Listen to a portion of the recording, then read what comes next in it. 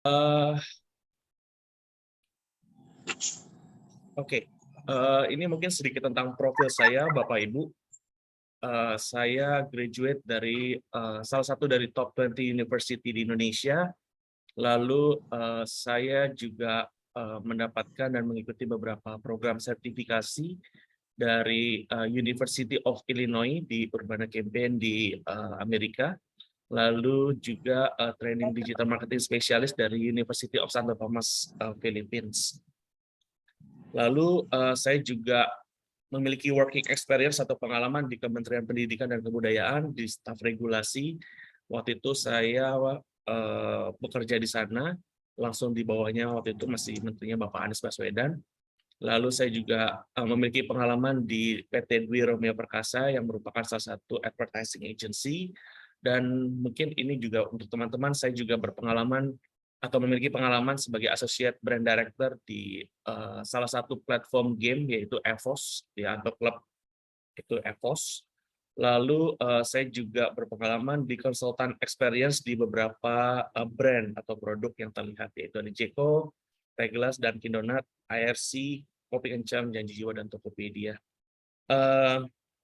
Sebagai informasi juga Bapak Ibu, saya kalau melihat dari nama yayasannya yaitu Yayasan Salib Suci, saya tidak tahu ini relate atau tidak, tapi saya waktu itu sempat hampir menjadi frater di Ordo Salib Suci yang ada di Bandung gitu ya. Tapi karena satu dan lain hal, akhirnya saya memilih berkarya di pendidikan seperti itu. Oke, untuk outline hari ini ada 4 outline besar yang akan saya jelaskan kepada Bapak Ibu.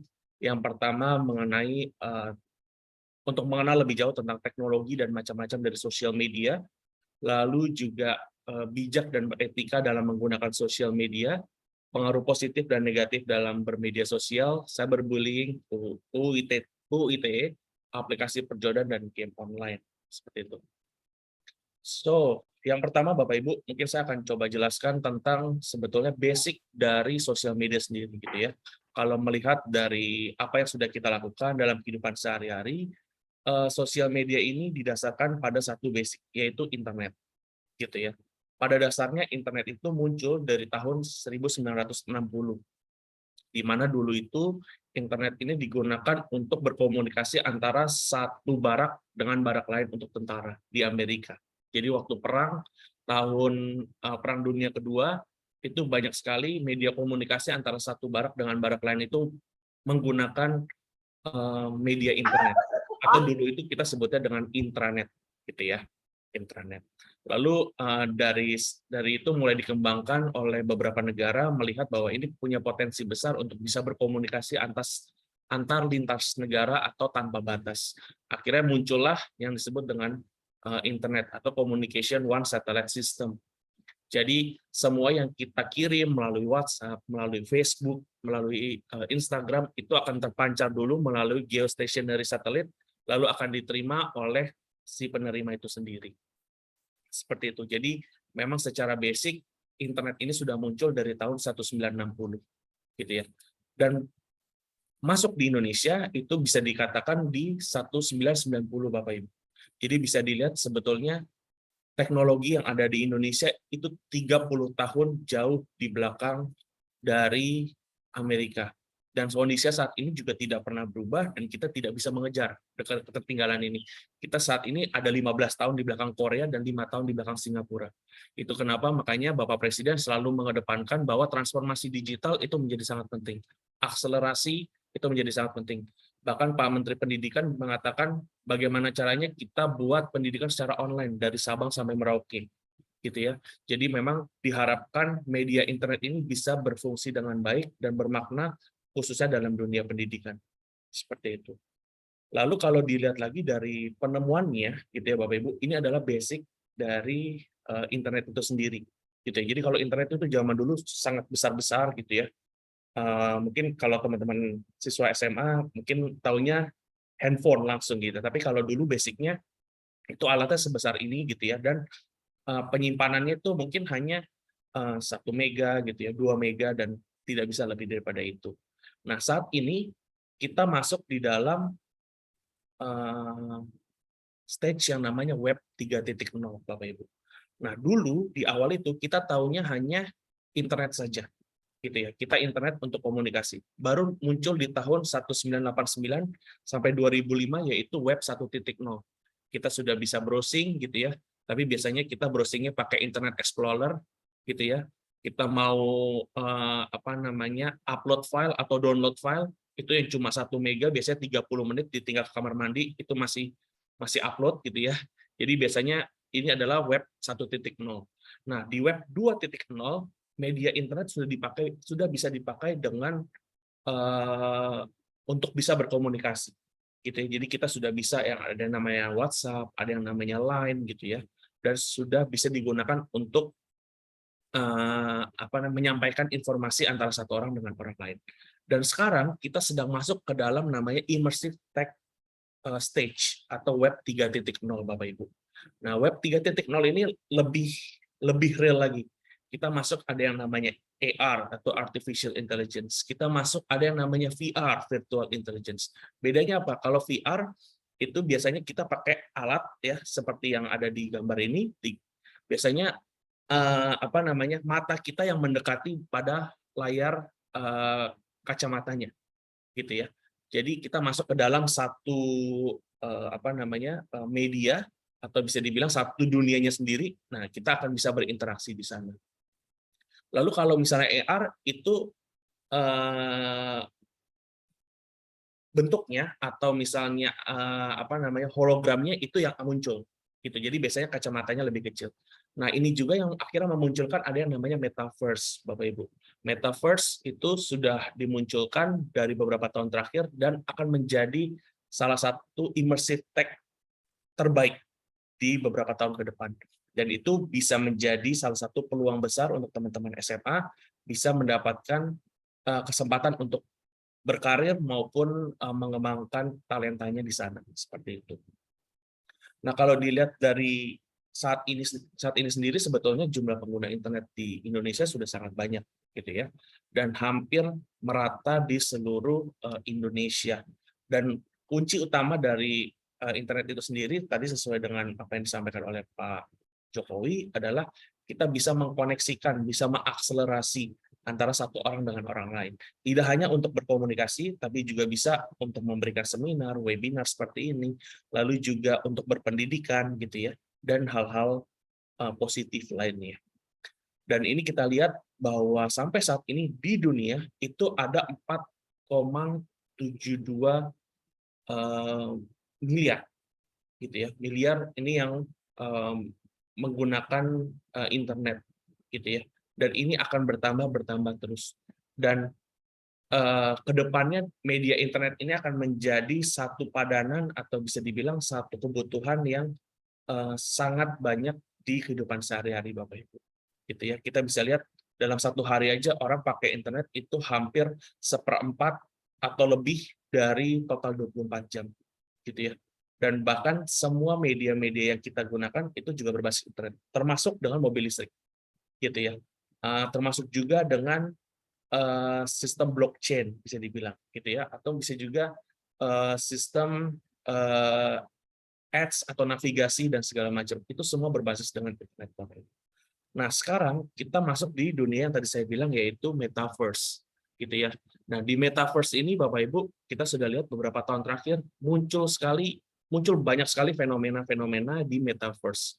Jadi mulai dari perusahaan-perusahaan yang sudah mulai beli tanah di metaverse, gereja ada di metaverse, lalu kita juga lihat ada tempat-tempat ibadah lain di metaverse, lalu juga ada pendidikan di metaverse. Nah, itu dia kenapa kita kalau di Kalbis, kita selalu coba kedepankan mahasiswa kita untuk bisa berkarir atau bisa mempelajari tentang metaverse. Nah, ini ada salah satu buktinya Bapak Ibu bahwa kita di Kalbis itu kita kerjasama dengan Sinta VR yang mengembangkan Rans First atau dari Rans Entertainment milik Raffi Ahmad. Itu kita kembangkan bekerjasama dengan Sinta VR untuk bisa membuat metaverse untuk di Rans First itu sendiri.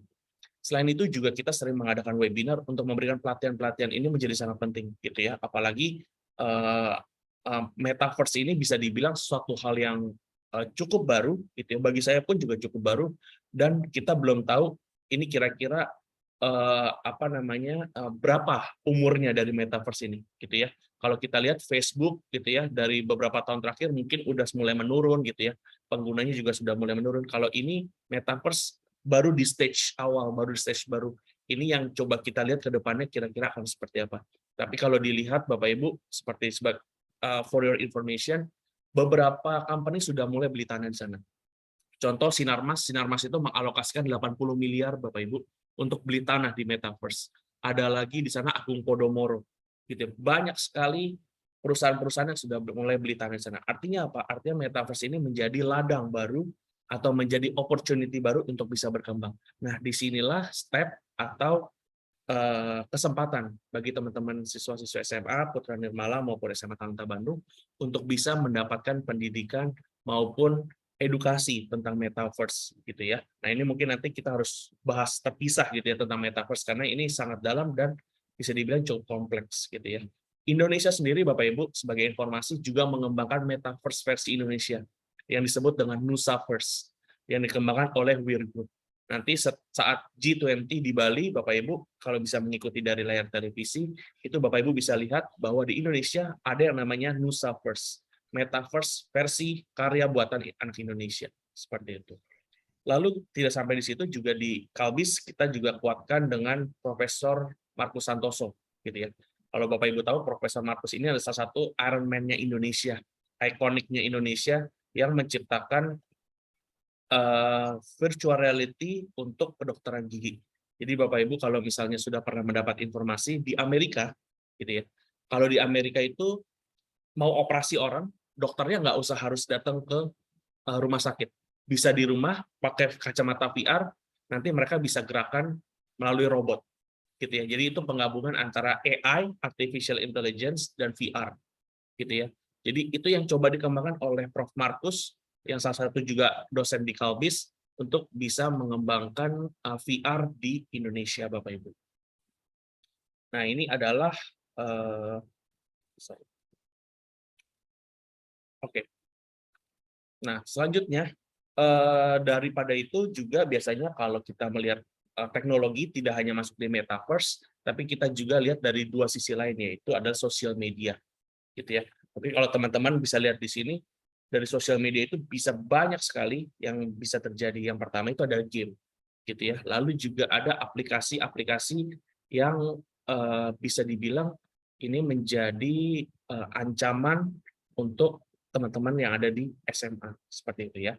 Nah, game sendiri Bapak Ibu, sebetulnya bagi saya pribadi ini adalah suatu hal yang baru dan profesi baru, Bapak Ibu, gitu ya. Karena nggak bisa dipungkiri bahwa faktanya banyak sekali orang-orang yang sukses dari game, banyak sekali orang-orang yang sukses dari dunia e-sport, gitu ya.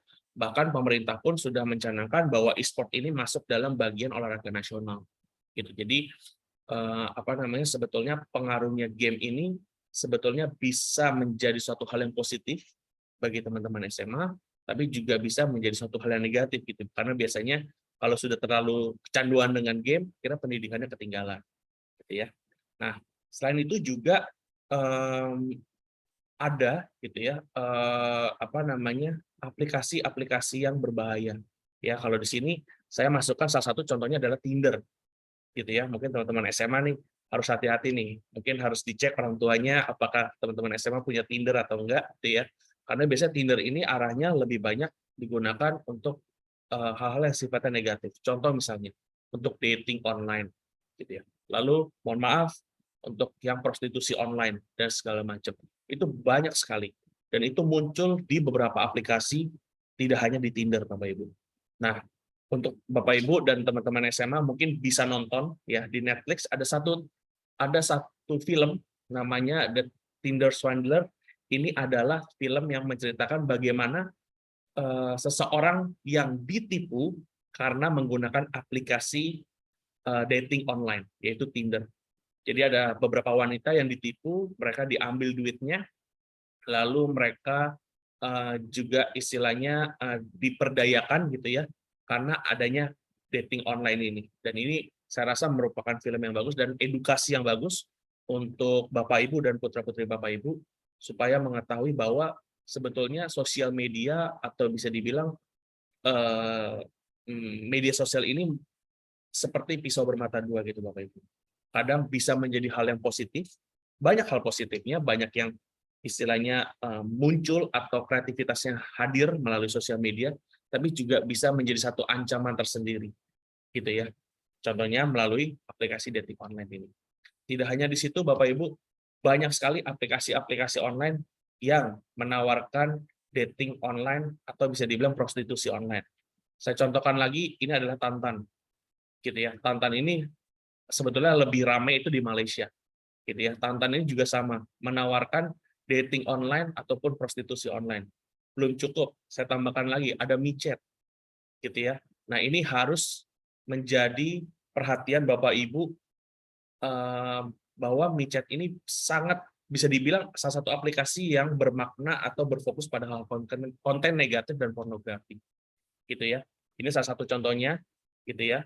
Lalu selanjutnya juga ada Grindr, ya. Kalau Grindr ini biasanya banyak dipakai untuk yang mohon maaf gay, Bapak Ibu, gitu ya. Mohon maaf gay, dan ini banyak sekali dipakai di kalangan dewasa maupun remaja, termasuk di Indonesia. Ini sangat populer dan harus diwaspadai, Bapak Ibu. Selanjutnya juga ada Twitter. Nah, ini mungkin bisa dikatakan sebetulnya aplikasi yang secara brand gitu ya cukup baik gitu ya, mungkin hampir sejajar dengan Facebook, dengan Instagram, tapi kontennya ini juga bermakna konten negatif. Kenapa Bapak Ibu saya bisa katakan seperti itu? Karena setiap aplikasi itu biasanya punya peraturannya sendiri, punya rules-nya sendiri, atau kalau dalam istilah aplikasi adalah community guidelines-nya. Ada yang sangat ketat terhadap prostitusi, pornografi, dan konten negatif, tapi ada yang tidak ketat, Bapak Ibu. Salah satunya Twitter. Twitter ini sangat tidak ketat. Bisa dilihat, saya kasih contoh di sini, bahkan di situ Polda Jambi saja itu bisa mengakses konten pornografi. Seperti itu. Jadi ini menjadi salah satu hal yang patut diwaspadai oleh teman-teman SMA maupun orang tua, gitu ya. Dan harus benar-benar dicek nih anak-anaknya apakah ada beberapa aplikasi ini, dan sebetulnya masih banyak lagi. Selanjutnya, kalau tadi kita udah ngomongin soal prostitusi online, kita udah ngomongin soal LGBT atau gay gitu ya. Lalu kita juga sudah ngomong soal konten pornografi. Ada lagi aplikasi yang digunakan untuk menyebarkan paham radikalisme, yaitu adalah Telegram. Telegram ini sangat banyak dan sangat populer dipakai untuk menyebarkan informasi atau edukasi tentang radikalisme dan intoleransi, dan ini sangat berbahaya Bapak Ibu. Beberapa waktu yang lalu kita di Kalbis sudah sempat bekerja sama dengan BNPT, Badan Nasional Penanggulangan Terorisme, dan kita sepakat bahwa apa yang menjadi paham intoleransi dan radikalisme itu banyak sekali muncul di sosial media, khususnya di Telegram, Bapak Ibu. Dan ini sudah diverifikasi langsung oleh Kementerian Komunikasi dan Informatika Republik Indonesia. Jadi patut diwaspadai aplikasi Telegram ini, khususnya untuk di putra-putri Bapak Ibu. Jadi sebetulnya Bapak Ibu masih banyak sekali aplikasi-aplikasi yang sifatnya berbahaya gitu. Jadi saya hanya menampilkan beberapa saja, dan harapannya sebetulnya Bapak Ibu bisa lebih memfilter gitu ya, menyaring, dan ini juga merupakan salah satu bentuk kesadaran buat teman-teman SMA supaya bisa lebih ketat atau lebih sadar dalam memilih aplikasi yang baik dalam digunakan, seperti itu. Nah, melihat sebetulnya potensi yang ada dari beberapa aplikasi itu dan maupun game gitu ya Bapak Ibu, kita di Kalbis juga mengakomodasi beberapa hal-hal positif yang bisa diambil dari kegiatan tersebut. Contohnya kita punya UKM e-sport, Bapak Ibu. Nah, UKM e-sport ini nggak sekedar masuk ke dalam komunitasnya main game doang, tidak. Ada pelatihnya, ada coach-nya, ada pembinanya. Dan ini kita sudah terintegrasi langsung dengan Garudaku, yaitu adalah PBESI, atau bisa dibilang mungkin seperti PSSI-nya Indonesia, PSSI dalam sepak bola. Jadi memang wadah yang diberikan langsung oleh Kementerian Pemuda dan Olahraga untuk mengatur tentang e-sport di Indonesia. Jadi nggak cuma main-main, kita dilatih mentalnya, kita dilatih tentang edukasinya, kita dilatih gimana caranya tetap bisa main game tapi tidak meninggalkan pendidikan, gitu ya. Kita itu yang kita lakukan di Kalbis, Bapak Ibu. Jadi memang kita sangat concern dan diharapkan muncul talenta-talenta baru dari dunia e-sport sebetulnya seperti itu. Lalu ini juga yang tadi saya ceritakan bahwa kita sudah berkomitmen dengan Badan Nasional Penanggulangan Terorisme untuk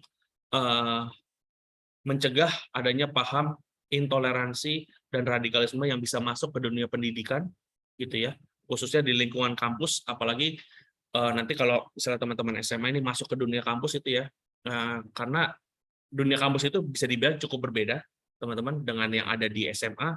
Kalau di kampus itu kita ketemu dengan teman-teman yang lebih banyak atau lebih multiras. Jadi kita nggak tahu latar belakangnya seperti apa, kita nggak tahu background-nya seperti apa, dan itu yang punya kecenderungan dan cukup berbahaya dalam menyebarkan paham radikalisme dan intoleransi. Itu kenapa makanya kemarin kita berkomitmen dengan BNPT bisa saling menguatkan diri untuk bisa mencegah terjadinya paham radikalisme dan intoleransi. Dan BNPT juga sudah memverifikasi bahwa tadi yang saya bilang, Telegram menjadi salah satu sosial media penyebar terbanyak untuk paham intoleransi dan radikalisme, seperti itu. Lalu selain itu juga di Kalbis kita juga punya College Counseling Center, Bapak Ibu. Jadi untuk mencegah terjadinya hal-hal yang berbau konten negatif, pornografi segala macam, kita akan konseling satu-satu teman-teman mahasiswanya. Kita cek semuanya dengan baik. Jadi harapannya aplikasi-aplikasi itu tidak menyebar di kalangan teman-teman mahasiswa maupun teman-teman lainnya seperti itu. Dan mungkin saya mau kasih tunjuk satu video, Bapak Ibu. Ini adalah salah satu contoh kegiatan yang dilakukan di Kalbis, gitu ya. Kita coba mengakomodir kebutuhan-kebutuhan teman-teman yang suka bermain di game. Jadi kita tidak akan bermain game, tapi membuat game, gitu ya. Nah, kita punya virtual reality, Bapak Ibu, gitu ya. This study program is the answer to the fourth transformation, which is a change in human-oriented computing from DOS, WIMP, handheld, to AR, VR, or immersive tech. Virtual reality itself is a technology utilizing a simulated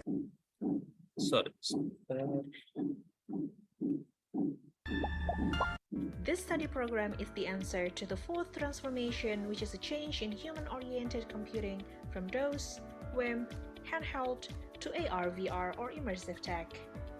Virtual reality itself is a technology utilizing a simulated experience in a product and service. It is commonly used in the game and entertainment industry, education, health, and many other business lines. Besides, you will learn the industry-standard production technologies, including a fully equipped immersive production and motion capture lab, and a wide range of state-of-the-art head-mounted displays. Let's take a look at what an expert says about the Informatics in Virtual Reality study program at Kalbis Institute. Join us at Kalbis Institute and be part of the future technological change. Kalbis Institute, transforming hearts and minds. Ya, jadi kurang lebih seperti itu, Bapak Ibu. Jadi memang kita di Kalbis mencoba untuk mengajarkan teman-teman SMA ini tidak hanya bermain game, gitu ya, tapi juga bisa mengembangkan game. Salah satunya lewat media virtual reality. Dan ini akan menjadi sangat menarik, Bapak Ibu, dan sangat punya peluang yang besar di masa depan, tidak hanya sebagai penikmat gitu ya, tapi juga bisa berkarir dan menciptakan game maupun aplikasi-aplikasi berbasis VR yang bermanfaat di masa depan. Lalu kalau kita lihat lebih dalam, Bapak Ibu, tadi kita sudah masuk ke VR, tadi sudah lihat di sosial media segala macam. Kita mencoba melihat lebih ke atas sebetulnya sosial media ini seperti apa. Dan dunia internet ini seperti apa, gitu ya. Dan sebetulnya bisa dikatakan bahwa kita yang berada di dunia digital marketing biasanya menempatkan hanya ada dua, Bapak Ibu, jenisnya, yaitu yang pertama social networking site atau kita sebut dengan SNS, yang kedua adalah non social networking site. gitu ya, atau non SMS. Nah, biasanya yang social networking site itu adalah yang bisa menghubungkan kita atau bisa berkomunikasi dengan orang lain. Instagram, Facebook, kita bisa chat di sana, bisa share foto, bisa bisa video call, bisa video conference dan lain-lain. Itu social networking site. Tapi ada juga yang sifatnya non social networking site atau komunikasi satu arah seperti berita, detik.com, kompas.com, CNN, dan masih banyak lagi. Itu adalah komunikasi satu arah yang kita sering sebut dengan non-social networking site. Lalu yang terakhir, kita juga muncul ada yang namanya search engine. Jadi ada social networking, ada non-social networking, dan search engine itu sendiri. Gitu ya. Nah, mungkin kalau dari sini pasti saya yakin dari Bapak Ibu dan teman-teman SMA pasti lebih banyak mengenal tentang Google gitu ya. Tapi kalau di luar negeri, misalnya di Tiongkok gitu ya, mereka lebih banyak pakainya Baidu gitu ya. Lalu kalau di Amerika mereka banyak pakai Microsoft Bing misalnya dan Google. Jadi Microsoft Bing sama Google kalau di Amerika itu 11-12 seperti itu. Lalu juga melihat dengan banyaknya social networking yang ada di Indonesia maupun di dunia, pemerintah Indonesia mulai mengetatkan sebetulnya Bapak Ibu. Melihat gimana caranya mengatur si sosial media ini supaya tidak mengarah ke arah-arah yang berbahaya. Muncullah yang namanya UU ITE Bapak Ibu. Gitu ya. Dan dalam UU ITE itu sebetulnya punya nilai etika juga dalam sosial media. Yang pertama itu yang saya rangkum, yang pertama adalah respect, yang kedua adalah non-harassment content, sama fokus on educative dan informative content. Seperti itu. Lalu kalau melihat lagi lebih dalam tentang Undang-Undang ITE, sebetulnya ada 4 pasal besar yang coba dirangkum dalam Undang-Undang ITE. Yang pertama adalah penyebaran informasi dan data personal. Nah, ini mungkin yang kemarin lagi hangat-hangatnya tentang Biorka gitu ya. Datanya pemerintah, datanya menteri semua disebarkan. Dan itu real Bapak Ibu, saya bisa pastikan buat saya pribadi ya, ini opini pribadi saya, itu real. Dan itu memang ada orangnya. Gitu ya. Jadi bukan bot, bukan robot, bukan komputer, tapi memang itu ada yang melakukan hacker seperti itu. Lalu ada penyebaran informasi dan konten sara, ujaran kebencian, hoax, berita bohong, cyberbullying, dan penghasatan. Nah, ini yang lebih seram lagi dan sebetulnya lebih berbahaya lagi Bapak Ibu. Karena kadang-kadang kita nggak tahu jaring kita ngetiknya apa, ternyata itu masuk dalam konten sara atau ujaran kebencian. Diadukan sama orang dan akhirnya itu bisa menjadi pasal.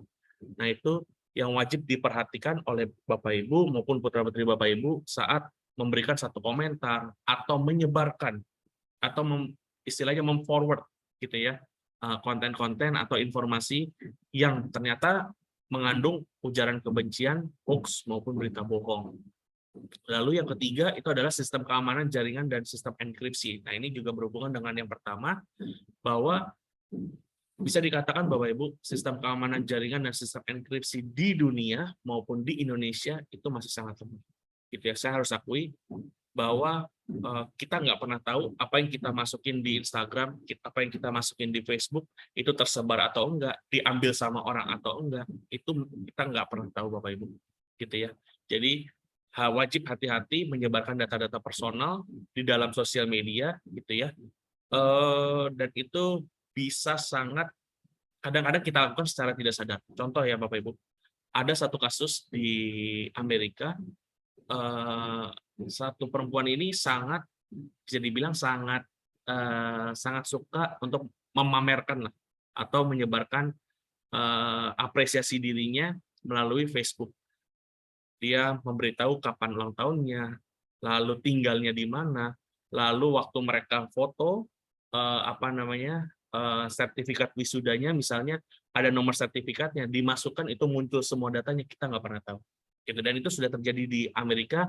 Akhirnya datanya itu bocor, leaking, kita sebutnya leaking, bocor dan dimanfaatkan untuk hal-hal yang negatif.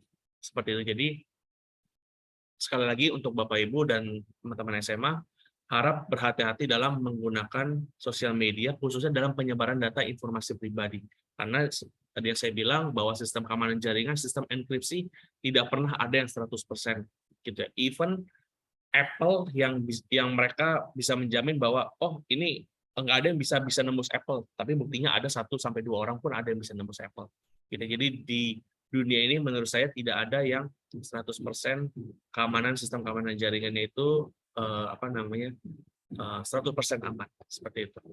Lalu yang keempat adalah copyright, legality, dan haki. Nah, ini juga menjadi penting. Jadi hati-hati Bapak Ibu dan teman-teman SMA.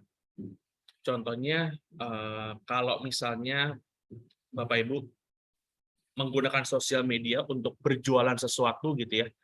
Nah, fotonya ini mungkin, waduh, males nih ngambil foto, ambil aja deh di Google, ceplok, tempel.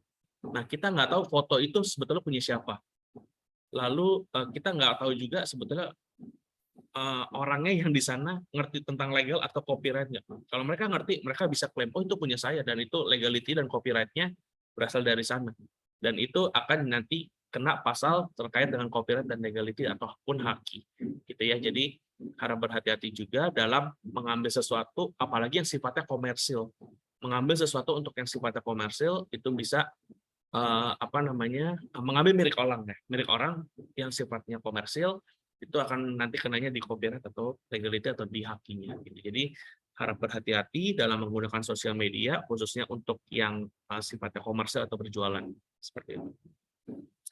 Dan ini adalah salah satu kasus di Indonesia, mungkin Bapak Ibunya ini orang tua siswa SMA Putra Nirmala dan SMA Talenta mungkin lebih mengenal gitu ya, yaitu Ibu Ratna Sarumpait gitu ya.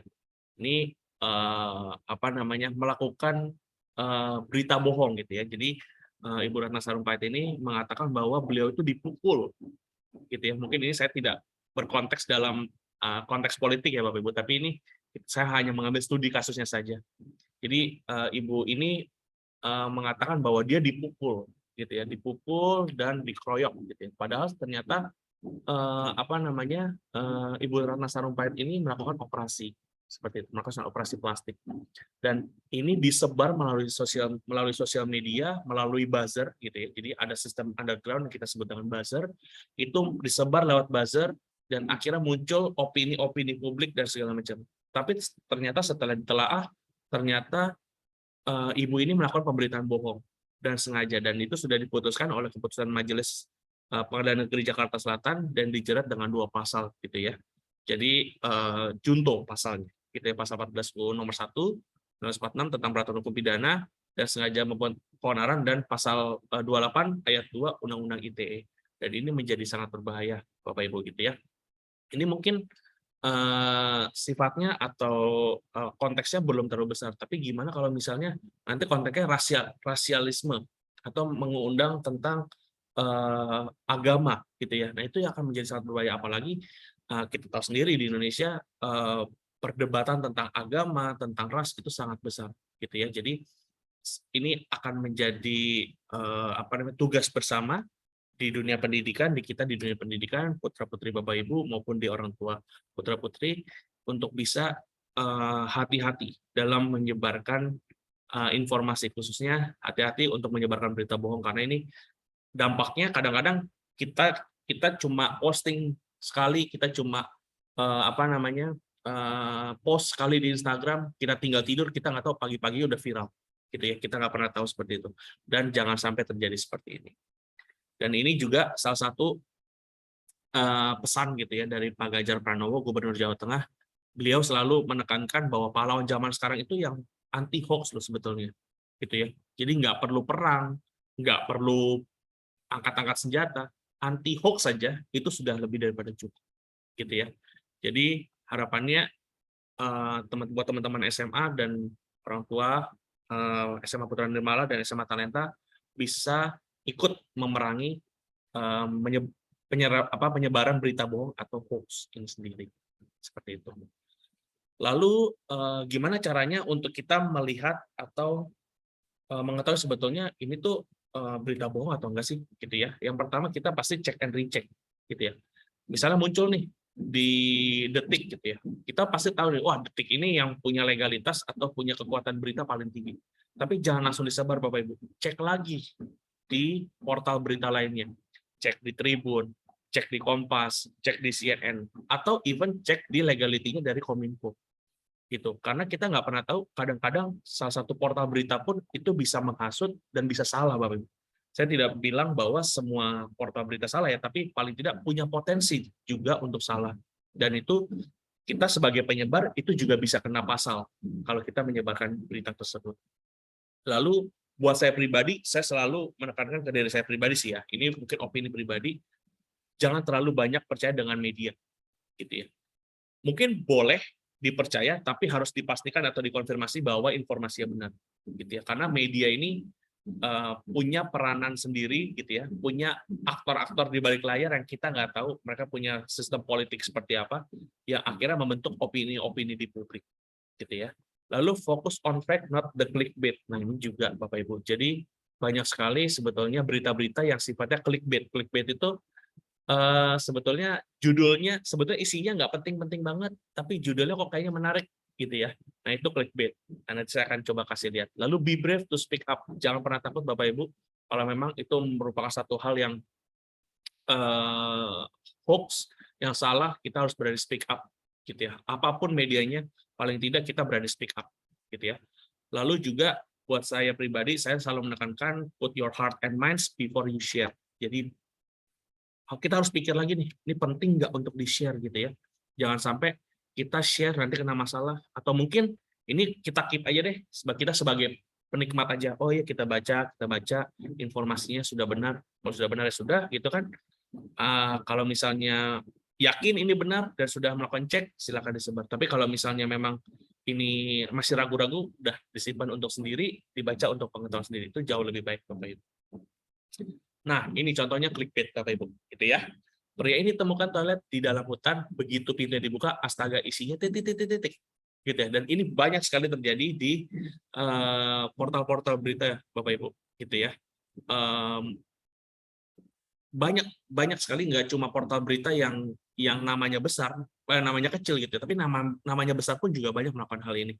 Sebetulnya sih apa yang mau mereka dapatkan, yang pertama itu sistem clickbait ini adalah mereka mencari traffic atau viewers sebetulnya. Hanya itu aja, gitu ya. Jadi Bapak Ibu masuk ke dalam berita ini dan udah nothing. Padahal sebetulnya isinya atau kontennya itu tidak terlalu penting, gitu ya. Jadi hati-hati Bapak Ibu, ini juga permainan, istilahnya permainan media gitu ya, dalam mencari traffic atau viewers seperti itu.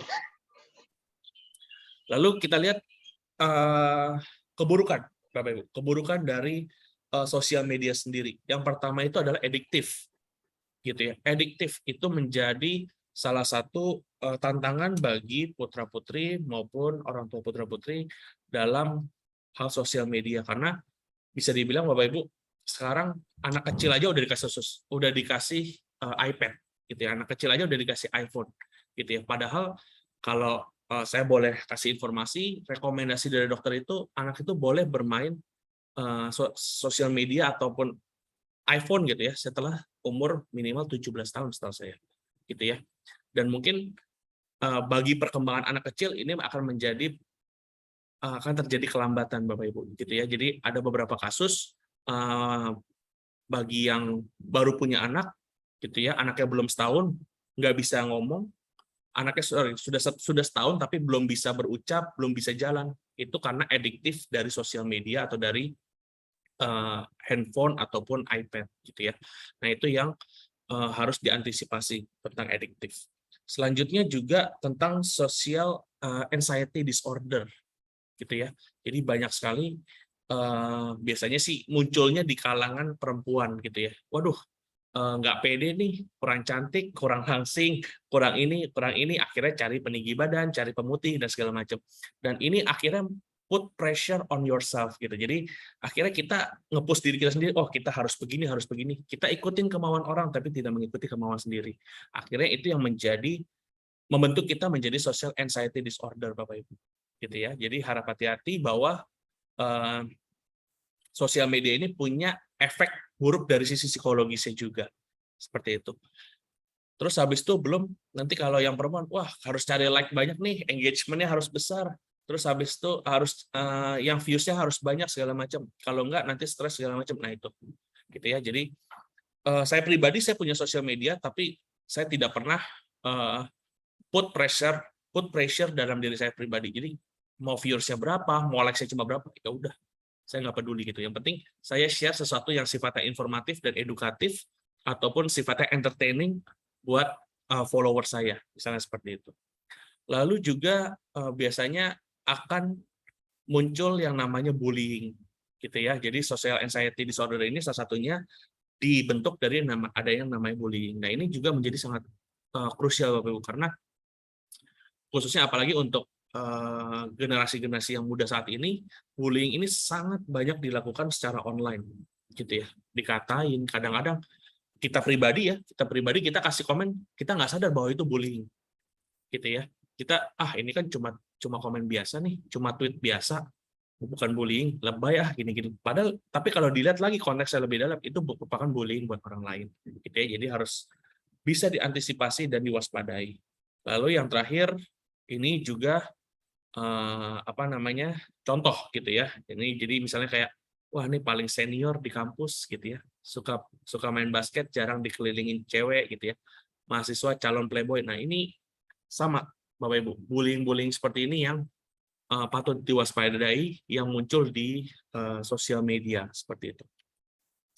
Nah nanti akhirnya Bapak Ibu, saya pernah mendapatkan satu penelitian bahwa social anxiety disorder ini akan membentuk kecenderungan pribadi atau kecenderungan psikologis yang berujung pada antisosial, Bapak Ibu. Jadi diharapkan penggunaan media sosialnya itu lebih dijaga, time-nya lebih dijaga, mungkin jumlah penggunaannya atau perbandingannya gitu ya. Lebih banyak interaksi langsung. Saya pribadi mungkin tipe orang yang selalu membagi penggunaan sosial media itu dengan interaksi langsung itu lebih pas gitu ya. Contoh misalnya saya hanya menggunakan sosial media hanya di pagi dan malam hari. Di siang itu kalau kerja ya kita pakai sosial media hanya untuk kerja gitu ya. Misalnya saya hanya pakai WhatsApp untuk kerja dan segala macam. Jadi memang membatasi pribadi, membatasi diri sendiri itu menjadi sangat penting. Tapi daripada itu Bapak Ibu, di dalam sosial media itu juga banyak sekali hal-hal yang sifatnya positif gitu ya. Banyak sekali hal sifatnya positif. Yang pertama adalah personal branding gitu ya. Orang tahu kita seperti apa, orang tahu kita kemampuannya seperti apa lewat personal branding kita di sosial media. Itu juga bisa menjadi kelebihan dari sosial media. Tidak hanya itu, kita bisa juga connected. Kita bisa ngobrol sama teman kita yang di Amerika, kita bisa ngobrol sama teman kita yang di luar negeri, di wilayah lain, kita di kota lain, itu melalui sosial media.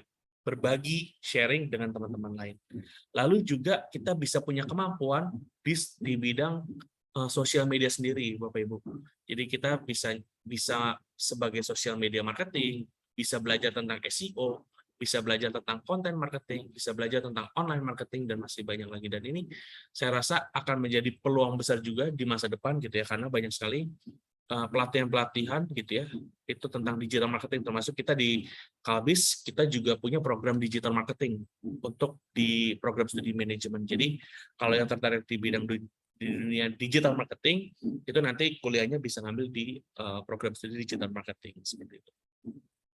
Lalu selain itu juga sosial media itu juga sebagai wadah gitu ya, untuk mengembangkan kreativitas gitu ya. Jadi kadang-kadang kalau teman-teman SMA nih bingung, aduh suka gambar tapi bingung mau sharingnya di mana, pakailah sosial media kalian untuk mencari kreativitas kalian. Kalian bisa jual itu di NFT, gitu ya. Nanti mungkin harus ada satu sesi sendiri tentang NFT, blockchain, cryptocurrency gitu ya.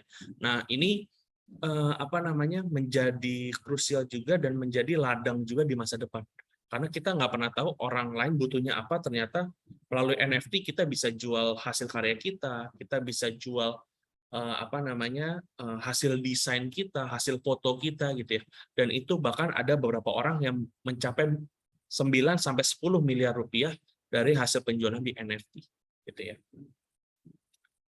So, yang terakhir kita lihat ini hasilnya Bapak Ibu, bahwa di dalam sosial media pun banyak orang-orang yang berhasil gitu ya. Ini salah satu adalah Anya Geraldine, ini kebetulan alumni Kalbis di program studi ilmu komunikasi 2013. Anya juga mulai dari YouTube dan Instagram. Lalu di Kalbis juga itu ada beberapa alumni yang berhasil juga melalui sosial media, yaitu Fahri Muhammad gitu ya. Mulai dari sekarang ini dia sebagai content creator dan sebagai artis, dan munculnya dari awal munculnya itu juga mulai dari Instagram seperti itu. Lalu ada Mikaela gitu ya. Mikaela juga content creator dalam bidang musik. Ini dari program studi ilmu komunikasi, juga merupakan mahasiswa dari Kalbis. Lalu kita juga punya Yurifa gitu ya. Ini ilmu komunikasi 2018, ex JKT48 dan finalis MasterChef, ini juga mahasiswa dari Kalbis. Jadi sebetulnya kalau melihat dari beberapa hal tadi, Bapak Ibu, sebetulnya sosial media pun sebetulnya banyak manfaat yang bisa kita ambil dan bisa dijadikan sebagai lahan penghasilan seperti itu. Tapi memang kita pribadi, teman-teman SMA pribadi, untuk SMA Putra Nirmala dan SMA Tanta Bandung harus bisa memilih kira-kira sosial media yang mana yang tepat digunakan untuk sebagai media berkreasi maupun berinvestasi maupun berwirausaha gitu ya. So, kira-kira apa aja yang dibutuhkan ke depannya untuk bisa sukses gitu ya, seperti 4 alumni Kalbis tadi. Yang pertama itu adalah growth mindset gitu ya Bapak Ibu dan teman-teman SMA juga. Saya pribadi adalah tipe orang yang selalu berfokus pada growth mindset. Saya nggak pernah merasa diri saya paling pintar gitu ya. Kadang-kadang saya pun dari diskusi-diskusi atau webinar seperti ini, saya pun juga belajar gitu ya. Nanti mungkin dengan Q&A saya juga belajar banyak hal baru yang mungkin saya nggak tahu gitu ya. Lalu kita juga harus bisa inspired dari beberapa orang-orang yang sukses, belajar dari kesalahan gitu ya. Jadi growth mindset ini sangat penting gitu ya, untuk bisa kita berkembang dan bisa memanfaatkan sosial media dengan baik. Lalu selanjutnya gunakan hati dan pikiran gitu ya. Nah, ini juga yang menjadi sangat penting Bapak Ibu, karena itu juga yang menjadi tagline-nya Kalbis gitu ya, transforming hearts and mind. Kita selalu mengedepankan hati dan intelektual untuk bertindak atau memutuskan sesuatu. Perlu di-share atau enggak nih? Wah, nggak perlu nih kayaknya nih, soalnya belum yakin beritanya gini-gini. Itu harus ada yang namanya hearts and mind, Bapak Ibu. Jadi selalu gunakan hearts and mind dalam kehidupan sehari-hari, khususnya dalam bermedia sosial. Lalu selanjutnya yang paling penting teman-teman SMA, put God first gitu ya. Saya selalu bilang bahwa apapun yang kalian lakukan di masa depan, kalian mau jadi apa di masa depan, mau jadi content creator, mau bermain banyak di bidang sosial media, mau jadi gaming di bidang e-sport, selalu tempatkan Tuhan itu menjadi yang pertama. Put God first dalam setiap activity kalian, apapun itu. Lalu no shortcut gitu ya, tidak ada hal-hal yang sifatnya cepat gitu ya, tidak ada yang bisa langsung untuk mencapai kesuksesan gitu ya. Saya pun dengan posisi saya yang sekarang, saya bisa berkarir di Kalbis itu melalui jalan panjang, jalan yang sangat panjang, baik itu dari mulai saya kuliah sampai sekarang, itu sangat panjang dan naik turun gitu ya. Tidak ada yang jalannya mulus-mulus aja, gampang-gampang aja, itu tidak ada gitu ya. Jadi selalu ingat bahwa nikmati prosesnya dan kalian akan nikmati juga hasilnya seperti itu. Ini ada video dari salah satu pemain film kita, Denzel Washington. Kita lihat kira-kira seperti apa.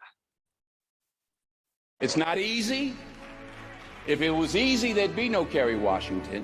If it was easy, there'd be no Taraji Henson. If it were easy, there'd be no Octavia Spencer. But not only that, if it were easy, there'd be no Viola Davis. If it were easy, there'd be no Michael T. Williamson, no Stephen McKinley Henderson, no Russell Hornsby. If it were easy, there'd be no Denzel Washington. So, keep working, keep striving, never give up, fall down 7 times, get up 8. Without commitment, you'll never start. But more importantly, without consistency, you'll never finish. Ease is a greater threat to progress than hardship. Ease is a greater threat to progress than hardship. So, keep moving, keep growing, keep learning. See you at work.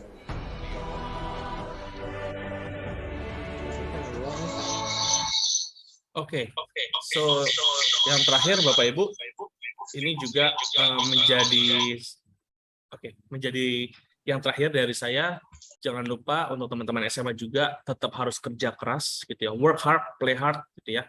Dan kesimpulan dari webinar kali ini adalah sosial media itu merupakan pisau bermata dua, teman-teman SMA dan putra-putri Bapak Ibu. Dan ini bisa menjadi hal yang bagus, kita tahu bisa menjadi hal yang buruk. Tapi apapun itu, selalu cari kira-kira karir kalian di masa depan mau seperti apa, mau berkarir di sosial media, mau berkarir di dunia metaverse, itu siapkan karir Anda dengan baik. Dan saya selalu pesan 3 hal. Yang pertama, put God first. Yang kedua, selalu minta penyertaan orang tua. Gitu ya. Yang ketiga adalah kerja keras.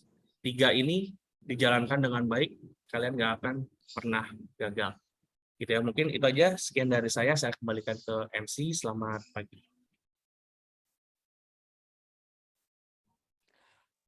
Oke, Menarik sekali iya, materinya.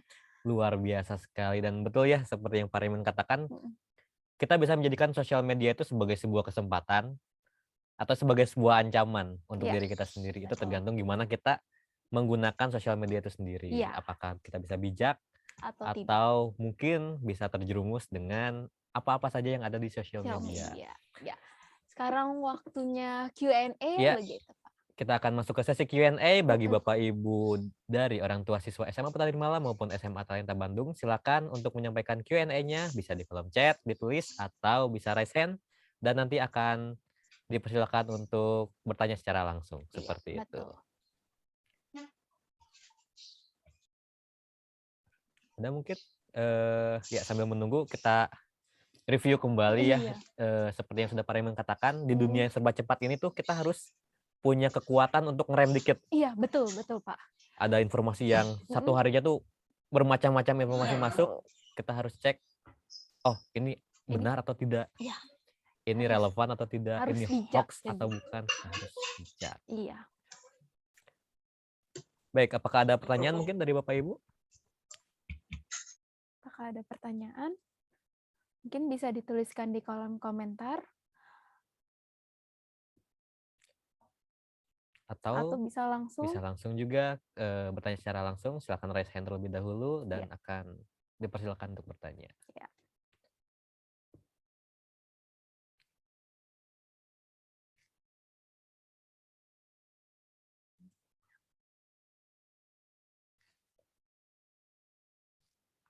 Oke, ya seperti kita ketahui, dunia sosial media itu adalah dunianya anak-anak sekarang ya. Iya. Seperti yang kita lihat tadi, bahkan game pun sekarang menjadi profesi. Iya, betul. Bermain game bisa menjadi profesi, seperti itu. Bisa menjadi atlet, bahkan disebut atlet. Iya. Atlet e-sport.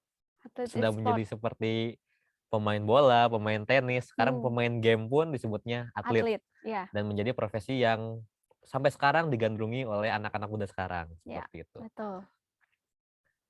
Di dunia sosial media juga bisa menjadi kita lahan untuk berinvestasi, memperlihatkan minat dan bakat kita, memperlihatkan skill kita. Seperti yang tadi sudah disampaikan, Anya Geraldine, ternyata dari Kalbis Institute. Waduh, mungkin yang nonton seri-serisnya atau film-filmnya. Iya, betul. Terus tadi ada finalis dari MasterChef. MasterChef itu juga. JKT48 juga. Alumni dari Kalbis Institute. Dan di luar sana ada seperti Justin Bieber, kalau Bapak Ibu tahu itu dimulai dari sosial media. Ya. Lalu ada Ed Sheeran, mungkin Bu Tanika tahu? Ya, dia seorang penyanyi. Iya, betul. Iya. Itu juga diawali dari sosial media, lalu ada produser yang tertarik dan menjadi seperti sekarang, penyanyi internasional. Nah, itulah kenapa kita, ada yang resen? Ada resen? Ada. Oke, silakan. Oke, silakan bisa langsung bertanya. Dari Bapak siapa mungkin nggak kelihatan? Josephine ya, silakan. Oke.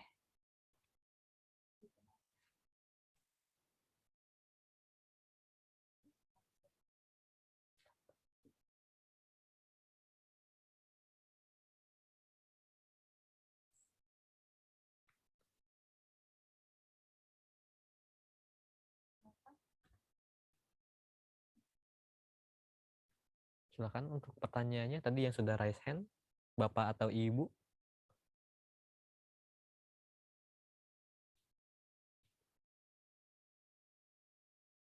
Atau kepencet mungkin ya. Oke. Mungkin kepencet. Baiklah, sambil menunggu pertanyaan mungkin kita akan bertanya dulu ya terkait apa ya? Mungkin budaya flexing nih. Iya, udah flexing. Tahu nggak Bu Tanika apa itu? Aduh, saya kurang tahu. Ih, kenapa ngomong iya kalau tentang budaya flexing di sosial media mungkin Pak Raymond? Iya. Mungkin bisa disampaikan terkait bahayanya seperti apa, karena mungkin kalau misalnya kita lihat dari undang-undang ITE itu kan tidak ada pasalnya, tidak ada bahaya dari sisi pidana. Namun di sosial media kita memiliki atau kita ada sebuah apa ya, kondisi yang namanya flexing atau memamerkan harta benda di sosial media. Nah, menurut Pak Raymond sendiri itu seperti apa? Oke, terima kasih sebelumnya Pak. Jadi sebetulnya bisa dibilang budaya flexing itu sebetulnya sudah terjadi dari beberapa tahun terakhir Pak, gitu ya. Sudah terjadi dari beberapa tahun terakhir, tapi muncul di sosial media ini bisa dibilang khususnya lebih kuat dalam 2 tahun terakhir atau di masa pandemi, gitu ya. Karena kita tahu sebetulnya dalam masa pandemi ini banyak sekali orang-orang yang mohon maaf mungkin terkena PHK, lalu terkena himpitan ekonomi dan segala macam. Jadi istilahnya yang tadi saya bilang mencari jalan pintas untuk mendapatkan sesuatu. Dan waktu ada demand gitu ya, waktu ada yang mau nih untuk mendapatkan sesuatu secara cepat, ada juga yang menawarkan. Gitu. Gimana cara menawarkannya? Cara menawarkannya adalah dengan memperlihatkan hasilnya. Nih loh, saya udah dapat ini dalam waktu 2 bulan, dalam waktu 3 bulan. Itu sama yang terjadi sebetulnya waktu sebuah perusahaan judi online menawarkan sesuatu, gitu ya. Ada salah satu, mungkin saya sharing sedikit, ada salah satu teman saya, ya bisa dibilang dia bermain dalam ruang lingkup judi online gitu ya. Dia masuk ke dalam judi online itu karena dia ini mendapatkan tawaran, oh dalam 2 bulan saya bisa beli Alphard tuh teman saya. Dalam 3 bulan teman saya bisa dapat rumah, dalam 2 bulan teman saya. Dan itu yang menjadi flexing sebetulnya. Dan bahayanya buat teman-teman SMA adalah ke depannya budaya ini bisa masuk ke dalam teman-teman SMA, dan harapannya sebetulnya sih budaya flexing ini sangat diindahkan gitu ya, apalagi kalau dalam dunia Katolik gitu ya, dalam iman Katolik kita selalu diajarkan untuk rendah hati gitu ya. Jadi harapannya memang budaya flexing ini tidak menyebar khususnya untuk teman-teman yang di SMA maupun di bangku kuliah. Oke, baik Pak Raymond, terima kasih untuk pemaparannya. Dan betul sekali, ada pertanyaan mungkin di kolom di kolom chat. komentar. Ya, saya bantu bacakan dari silakan, Pak pinjosephine@yahoo.com. Oke. Terima kasih, kebetulan anak saya juga ikutan juara e-sport game dan mendapatkan uang dari situ. Wah, puji Tuhan sekali, selamat. Dan walaupun sekarang sedang gak gitu aktif. Oke. Kadang sebagai orang tua saya takut dia kecanduan game, tapi sekarang dia ambil jurusan kedokteran. Saya kadang khawatir juga apakah dia tetap bisa komitmen mengatur tugas dan kewajibannya daripada hobinya. Oke. Ya, mungkin bisa dijawab bagaimana cara mengatur apa ya hobinya di dunia e-sport dan mengatur kewajibannya dalam mengerjakan tugas dan sebagainya. Seperti itu, Oke. Pak. Terima kasih, mungkin Ibu tadi ya, Ibu Josephine ya. Terima kasih sebelumnya Ibu Josephine. Kalau saya pribadi, Ibu, saya selalu percaya bahwa sebetulnya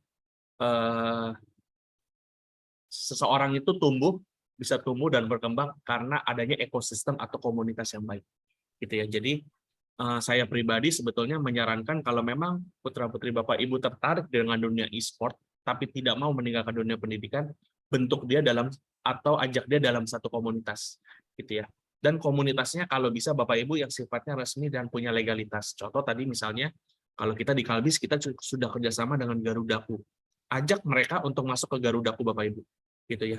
Garudaku ini saya bisa sedikit sharing bahwa mereka itu tidak hanya fokus bermain Bapak Ibu, tapi mereka itu juga mengajarkan gimana caranya membagi waktu, lalu membentuk psikologis, karena seperti yang terjadi sebetulnya Bapak Ibu, banyak sekali atlet-atlet e-sport itu tertekan, punya pressure besar. Mereka nggak juara, wah tertekan, stres, dan akhirnya punya kecenderungan ke arah yang negatif, narkoba lah dan segala macam. Itu yang di-sharing dari tim Garudaku. Jadi masukkan putra-putri Bapak Ibu kalau memang suka dalam dunia e-sport atau dalam kegiatan-kegiatan lain, masukkan dalam satu komunitas atau klub, tapi yang punya kurikulum yang baik. Jadi biasanya kalau masuk dalam satu komunitas, kita tanya dulu nih, wah kira-kira kurikulumnya seperti apa atau pengajarannya seperti apa, gitu ya. Jadi kita bisa tahu kira-kira kebutuhannya match atau enggak, cocok atau enggak dengan kita, gitu ya.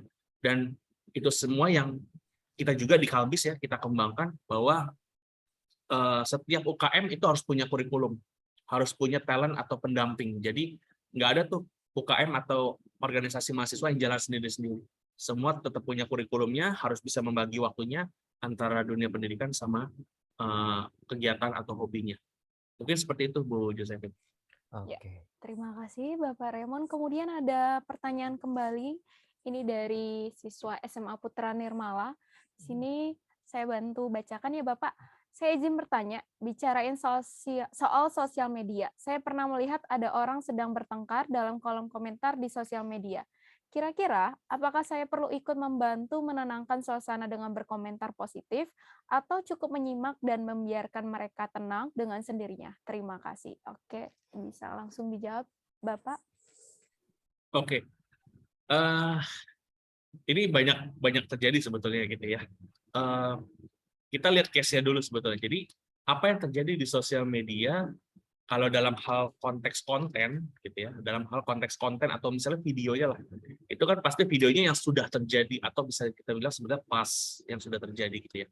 Tapi kalau berantemnya di kolom komentar, kalau saya pribadi ya, opini pribadi, saya nggak pernah mau ikut gitu ya. Saya selalu menghindarkan saya masuk ke dalam pembicaraan atau komentar yang sedang panas nih, gitu ya. Karena gini, kadang kita nggak pernah ngerasa apa yang kita tweet, apa yang kita tulis itu ternyata ada ujaran kebencian dan kita dilaporkan. Nah itu yang tadi saya bilang bahwa sebetulnya kita harus bisa menghindari atau harus bisa melihat kira-kira kapan waktunya kita komentar, kapan waktunya kita nggak komentar. Tapi kalau saya pribadi, waktu ada yang bertengkar atau ada yang berantem di kolom komentar, biasanya saya hanya sebagai penyimak aja nih, penikmat aja, udah kita bacain komennya gitu. Kadang-kadang lucu-lucu juga sih gitu ya. Kadang-kadang dia komennya suka nggak jelas, kadang-kadang kontennya apa, dia komennya apa, itu suka nggak jelas gitu. Tapi kalau saya pribadi, saya selalu menghindarkan karena kita nggak pernah tahu kekuatan jari kita kadang-kadang berbeda sama otak kita gitu ya. Kadang kekuatan jari kita bisa ngelebihin otak kita, akhirnya kita menuliskan atau men-tweet hal-hal yang sifatnya ujaran kebencian dan akhirnya bisa disangkutkan dengan pasal ITE, akhirnya kita kena gitu ya. Jadi kalau saya pribadi, saya menghindarkan untuk ikut dalam komentar yang seperti itu sih. Oke, baik. Ya, seperti yang kita ketahui di zaman dulu ada peribahasa mulutmu harimaumu. Iya. Nah, kalau sekarang tuh udah bertambah nih, jempolmu harimaumu. Iya, betul. Jadi kita harus tahan jempol kita dalam mengetik, dalam berkomentar, dalam men-share sesuatu gitu ya, agar ya kita tidak ingin terjadi hal yang tidak diinginkan seperti tadi dilaporkan sebagai ujaran kebencian dan lain sebagainya. Baik, sekarang ada pertanyaan tambahan dari Galang Agus Saputra dari kelas 12 IPA. Selamat siang Pak, perkenalkan nama saya Galang dari kelas 12 IPA. Saya ingin bertanya, di media sosial ada sebuah filter, yaitu filter bubble, yang berisikan konten-konten yang sering kita lihat, sering kita klik.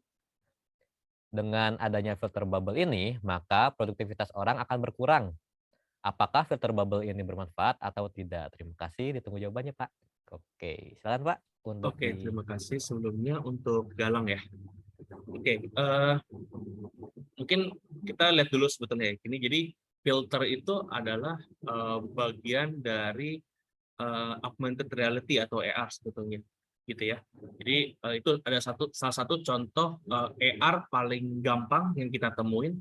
Itu contohnya kalau di TikTok gitu ya, kita pakai filter yang mungkin Bapak Ibu pernah ada lihat ada satu content creator dari Tiongkok gitu ya, pakai filter, waktu filter yang nggak klik mukanya berubah gitu dan akhirnya ditinggalkan sama viewersnya gitu ya. Itu adalah salah satu contoh augmented reality di dunia nyata yang paling gampang kita temui.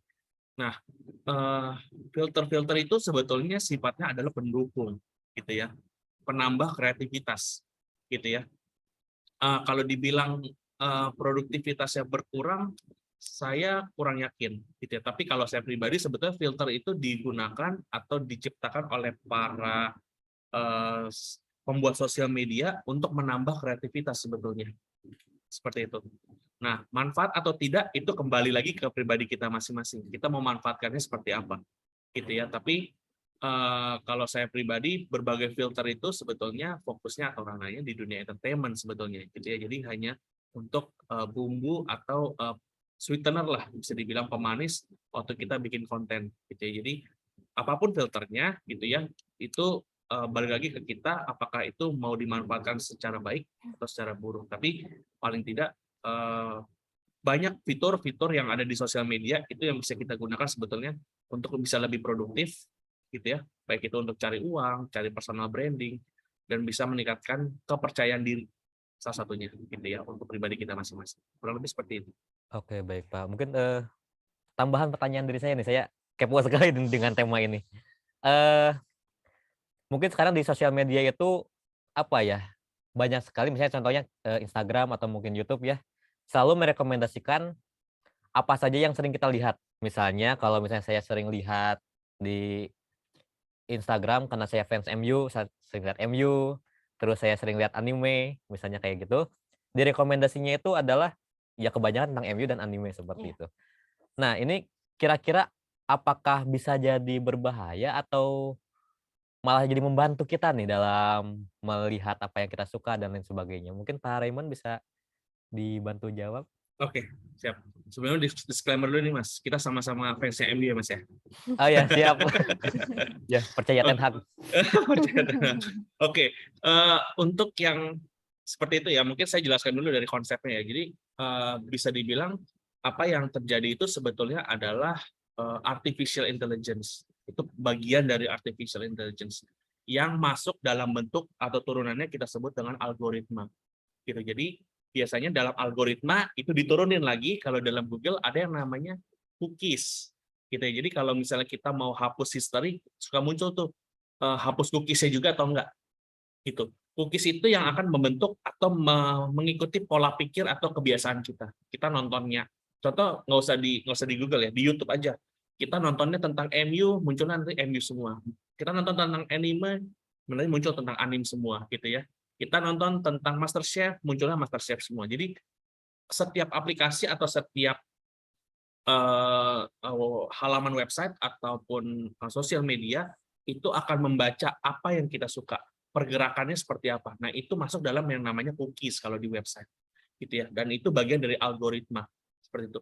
Berbahaya atau tidak? Sebetulnya kalau buat saya pribadi tidak sebetulnya, karena itu yang menjadi bagian atau kesukaannya kita. Saya selalu menganggap bahwa semua yang ada di web atau bisa dibilang akun ranahnya saya itu adalah milik saya pribadi, gitu ya. Jadi apa yang saya lihat itu menjadi milik saya pribadi dan saya nggak share ke teman-teman. Jadi algoritma ataupun AI yang berjalan atau cookies tadi ya dalam Google itu juga sifatnya sebenarnya pribadi. Jadi apa yang kita suka itu yang akan muncul. Contoh nggak usah seperti itu. Contoh misalnya saya lagi lihat Traveloka nih, saya lagi mau pergi ke Bandung cari tiket Jakarta Bandung, terus habis itu saya buka Detik, terus muncul tuh di bawah tiket Jakarta Bandung sekian. Kok kita berpikir kok nih Traveloka kok bisa tahu ya kita lagi butuh Jakarta Bandung gitu. Nah itu sebetulnya adalah algoritma Traveloka itu yang masuk atau cookies-nya itu masuk ke dalam beberapa platform lain gitu. Nah itu yang kecenderungannya sebetulnya tidak berbahaya kalau kita nggak punya rahasia tertentu ya. Tapi kalau kita sebagai pejabat negara, kita sebagai pemimpin negara itu menjadi berbahaya gitu karena orang lain bisa membaca data kita yang kita suka seperti apa dan itu bisa diolah sebetulnya. Jadi kalau dalam dunia pendidikan kita ada yang namanya big data analytics. Nah, kita olah tuh semuanya, kebiasaannya seperti apa, nanti oh dia sukanya seperti ini, dia tidak sukanya seperti ini, nanti kita bisa masukkan dan kita hasilkan sesuatu. Gitu ya. Jadi biasakan, kalau saya pribadi biasakan rajin-rajin untuk hapus atau diaktif untuk cookies-nya di website kalian masing-masing atau di search engine kalian masing-masing supaya nggak terlalu banyak orang yang baca kegiatan kita seperti apa sih, gitu. Karena kita nggak pernah tahu kapan orang, tadi yang saya bilang, kapan orang nge-hack kita, kapan orang ambil data kita, gitu ya. Kita nggak pernah tahu, karena kita lagi tidur aja orang kerja ngambil data kita nggak pernah tahu. Gitu sih. Oke, baik. Terima kasih Pak Raymond. Dan sebelum kita ke pertanyaan selanjutnya, mengingatkan untuk Papa Mama dari SMA Talenta dan SMA Putra Nirmala, silakan untuk mengisi daftar hadir EduParent yang kedua ini di link yang sudah di-share oleh Ibu Vivi. Seperti itu. Oke, ini ada pertanyaan nih dari Pak Bapak Sapta ya, dari SMA Talenta. Oke, saya bacakan, kepemilikan sosmed itu sebenarnya ada batasan umurnya. Bagaimana jika ada ortu yang membuatkan akun sosmed, anaknya yang di bawah umur? Dalam jangka panjang, apakah ada dampak terburuk? Ya, bisa langsung dijawab, Bapak. Ya, terima kasih untuk Pak Sapta ya. Jadi kalau saya pribadi sebetulnya selama itu untuk kepentingan personal tidak ada masalah Pak, gitu ya. Tapi dalam jangka panjang, balik lagi tadi, sebetulnya sosial media itu punya put on pressure ke diri kita sendiri itu sangat besar, gitu ya. Dalam jangka panjang mungkin bisa terjadi. Contoh misalnya ibu-ibu lah ya, ibu-ibu zaman sekarang atau misalnya orang tua zaman sekarang, kita suka nih tampilin anak kita, wah pakai bajunya bagus. Nanti biasanya kalau anak-anaknya udah mulai SD, SMP gitu ya, mereka udah bisa bandingin nih, oh sama temennya, oh temennya pakai ini di sosial media, kita nggak pakai. Nah itu yang jadi put on pressure sebetulnya ke diri kita masing-masing untuk di masa depan atau jangka panjangnya. Jadi kalau saya pribadi, buatkan akun sosmed untuk anak di bawah umur, yes, nggak masalah. Tapi yang pegang, yang kontrol tetap orang tuanya. Gitu ya, sampai batas umurnya cocok, itu baru diserahkan kepada anaknya. Gitu. Jadi dampaknya atau aktivitas buruknya itu biar orang tua yang bisa kontrol. Jadi anak itu tidak put on pressure dari hal-hal yang terpublish di sosial media. Kurang lebih seperti itu, Pak Sat. Oke, baik. Seperti itu untuk jawaban dari pertanyaan Bapak Sapta. Dan ya, memang sekarang banyak sekali ya akun-akun yang kita lihat kok anak-anak semua gitu kok, bayi atau apa, bahkan hewan peliharaan pun sekarang dibuatkan akun sosial media, banyak sekali yang seperti itu. Jadi ya jika memang untuk konsumsi pribadi dan dipegang oleh orang yang sudah cukup umur, misalnya orang tuanya dan lain sebagainya, itu dipersilakan. Baik, apakah ada lagi pertanyaan mungkin? Atau kita tutup sesi Q&A, bagaimana Bu Vivi? Bagaimana? Ya. Ya. Baik, untuk sesi Q&A sudah selesai. Jika ada yang masih penasaran atau bagaimana, mungkin nanti bisa di lain kesempatan. Ya. Untuk sekarang kita akan masuk ke sesi sosialisasi dari Kalbis Institute. Dipersilakan. Ya, sebelumnya halo, selamat pagi Bapak Ibu dari SMA Putra Nirmala dan juga SMA Talenta Bandung. Sebelumnya terima kasih banyak untuk kesempatan yang diberikan kepada Kalbis Institute Jakarta. Untuk hari ini bisa sharing banyak hal ya seputar sosial media yang diwakilkan oleh Pak Raymond. Sebelumnya saya perlu memperkenalkan diri saya terlebih dahulu. Perkenalkan, nama saya Priscilla Sugianto. Saya salah satu tim dari rekrutmen di Kalbis Institute Jakarta, yang dimana hari ini akan membantu nih memberikan sedikit pengenalan ya kepada Bapak Ibu, guru, orang tua, dan juga para siswa mengenai Kalbis Institute Jakarta ya. Karena kan ada pepatah berkata kalau tak kenal maka tak sayang ya Bapak Ibu ya. Jadi biar lebih kita saling mengenal satu dengan yang lain dari Kalbis Institute dan juga Bapak Ibu guru semua dan juga orang tua dan juga siswa, maka hari ini saya minta izin waktunya sebentar untuk bisa sharing sedikit seputar Kalbis Institute kepada Bapak Ibu semuanya. Baik, kalau gitu saya akan share screen, mungkin boleh dibantu untuk host. Bisa dibantu saya menjadi co-host untuk bisa sharing share screen untuk PPT yang sudah saya siapkan. Ya. Oke. Karena kebetulan saya belum bisa share screen-nya ini Bapak Ibu ya.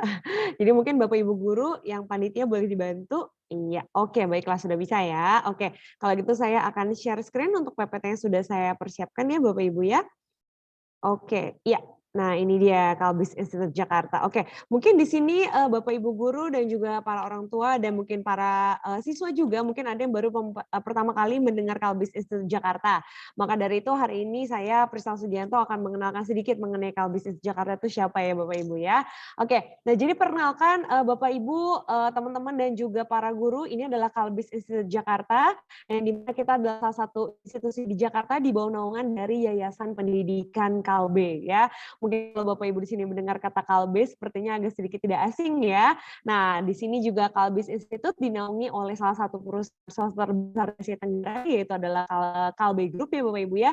Jadi kita Kalbis Institute ini bukan hanya sekedar kampus pendidikan, tapi kita juga adalah corporate based university by Kalbe Group yang dimana secara tidak langsung Kalbis Institute disupport juga ya Bapak Ibu ya dalam untuk mempersiapkan standar pembelajaran kita supaya bisa menyesuaikan dengan standar industri yang dimana standar industri yang kami pakai ini salah satunya adalah dari perusahaan Kalbe Group ya.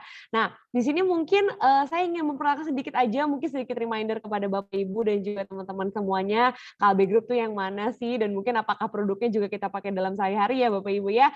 Nah, jadi Kalbe Group sendiri juga salah satu perusahaan yang besar ya Bapak Ibu di Indonesia dan mungkin produk-produknya Bapak Ibu juga pernah pakai ya. Ini seperti ada Fatigon ya, ada Hydro Coco, ada Wu juga ya. Nah, yang dimana Kalbis Institute ini dinaungi oleh Kalbe Group secara langsung ya. Oke. Nah, di sini Bapak Ibu mungkin saya pengen memberikan sedikit informasi nih. Mungkin apa sih menjadi salah satu keunggulan dan kenapa sih harus memilih Kalbis Institute? Mungkin nanti bagi anak Bapak Ibu yang akan melanjutkan ke jenjang sarjana gitu ya. Apa sih menjadi kelebihan dari Kalbis Institute Jakarta? Nah, di sini saya mau sharing yang pertama adalah di mana Bapak Ibu program studi yang inovatif yang sesuai kebutuhan industri dan terintegrasi dan juga program sertifikasi.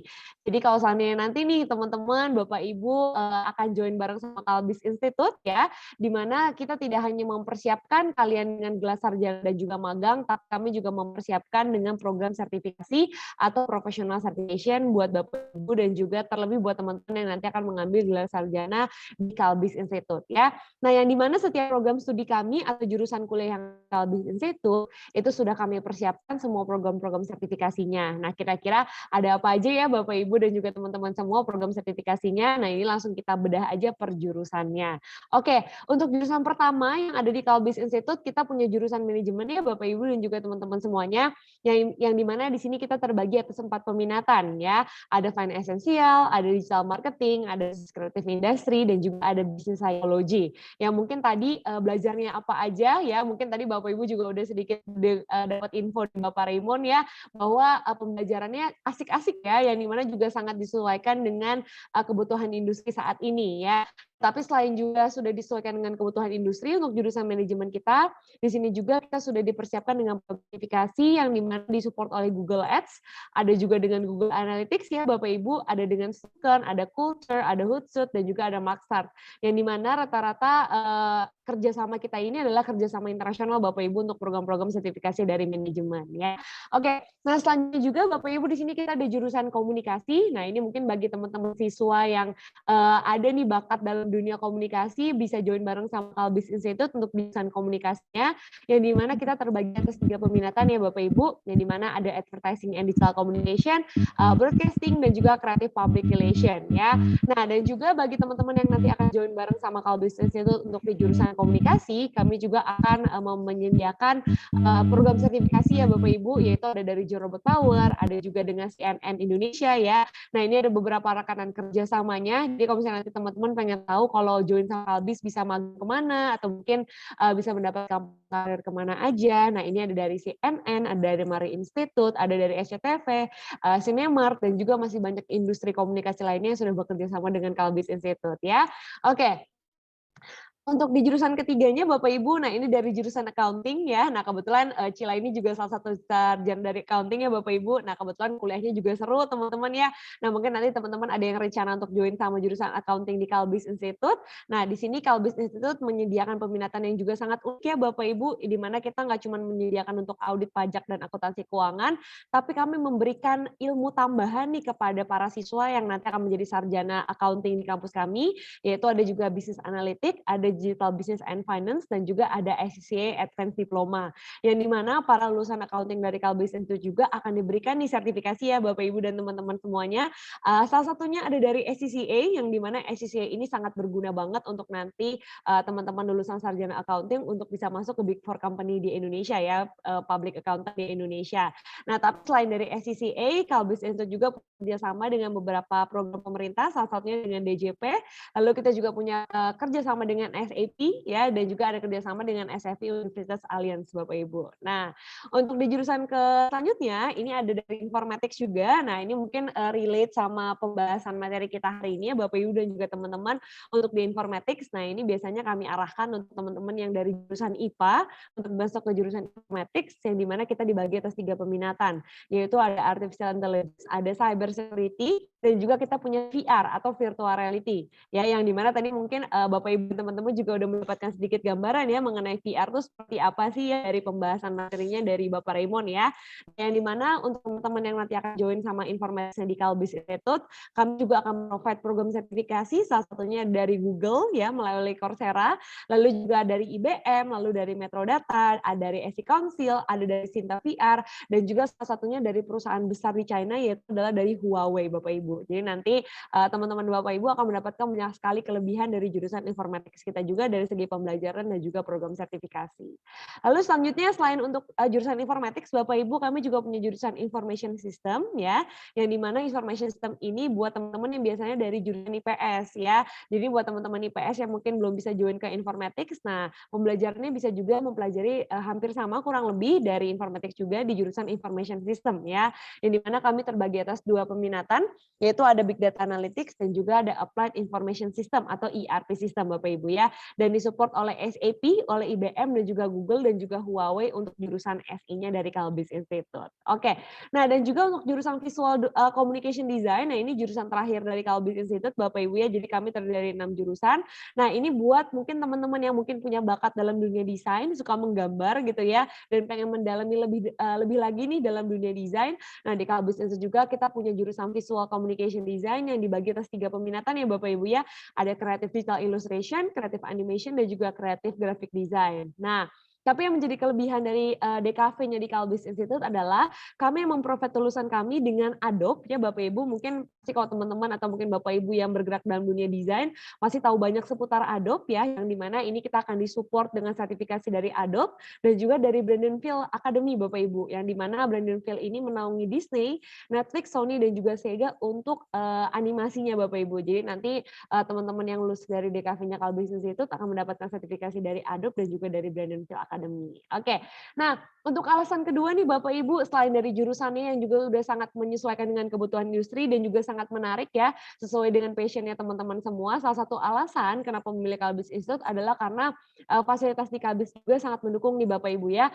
Nah salah satunya di mana kami sudah mempersiapkan semua lab-lab ya untuk semua jurusan yang ada di Kalbis Institute ya, untuk lab studio, lalu juga komputer lab, dan juga untuk di kampusnya sendiri juga kami sudah modern facility Bapak Ibu ya. Jadi sudah full AC, full wifi, sudah menggunakan eskalator juga ya, dan juga untuk ruangan classroom kita juga maksimum capacity-nya hanya 20 orang aja Bapak Ibu. Jadi nanti teman-teman dan juga para calon-calon mahasiswa kita bisa belajar dengan nyaman dan juga enak di kampus kita Bapak Ibu ya, dengan kondusif juga pastinya ya. Oke. Nah, dan mungkin nanti kalau teman-teman nih kira-kira mungkin bertanya-tanya juga, kira-kira setelah lulus dari Kalbis Institute bisa kerja kemana aja sih, atau mungkin memiliki peluang karir kemana aja.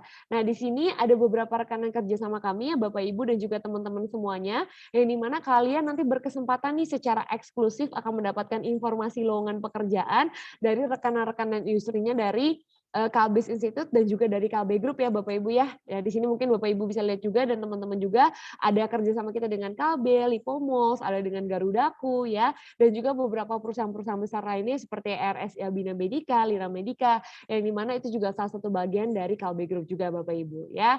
Nah, dan juga bagi teman-teman yang ada rencana untuk mengambil international collaboration ya di Kalbis itu juga kami ada provide Bapak Ibu untuk program double degree ya, dan juga kita punya pathway program dengan dengan BHMS Bapak Ibu di Switzerland. Nah, ini buat teman-teman yang mungkin nanti pengen ke Malaysia, kami punya juga rekanan dengan Sunway University, Help University, dan juga INTI ya. Lalu juga kami punya rekanan kerjasama di China juga, Nanjing Shaojing University dan juga Chicago School, dan juga beberapa rekanan univ lainnya dari semua jurusan yang ada di Kalbis Institute. Teman-teman dan Bapak Ibu bisa mengambil untuk program double degree-nya. Jadi mendapatkan 2 gelar sekaligus dari Kalbis Institute dan juga dari kampus rekanan kerjasama kita ya. Oke. Nah, di sini Bapak Ibu untuk salah satu bentuk nih dedikasi Kalbis Institute ingin memberikan yang terbaik buat teman-teman semua ya, dan juga para mahasiswa kita. Di sini salah satu bentuk achievement dari student achievement kita di sini banyak banget Bapak Ibu, ada yang memenangkan juara 1 ya, gold medal. Kebetulan ini mahasiswa semester 3, mungkin kalau Bapak Ibu bisa lihat di layar kaca atau di laptop kalian yang di tengah ya. Nah, kebetulan itu salah satu mahasiswa kami dari lulusan manajemen ya, baru semester 3, jadi masih awal banget Bapak Ibu. Dia memenangkan juara di Malaysia dalam Young Investor Exhibition ya, itu lawannya nggak cuma dari kampus di Indonesia tapi juga kampus luar negeri, yang dimana dia memenangkan juara 1 untuk bisa memberikan presentasi mengenai bisnis yang mau dijalankan ya, bersama dengan rekan-rekannya Bapak Ibu, dan Kalbis Institute memenangkan juara 1-nya ya. Nah, dan juga masih ada juga beberapa teman-teman kita juga Bapak Ibu yang memenangkan juara 1 nih dalam kompetisi poster Posce ya.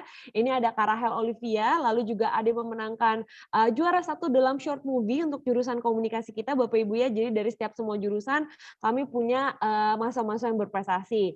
Nah, bagi teman-teman juga yang ingin mungkin nih rencana pengen magang ke luar negeri, Kalbis Institute juga memberikan fasilitas lewat Bright Internship, yang dimana teman-teman bisa mencari kesempatan untuk bisa magang ke luar negeri. Nah, salah satunya ini adalah dari Kak Adila Salsabila dari jurusan manajemen 2019 yang sekarang sedang internship di S Hotel di Al Barsha Dubai ya.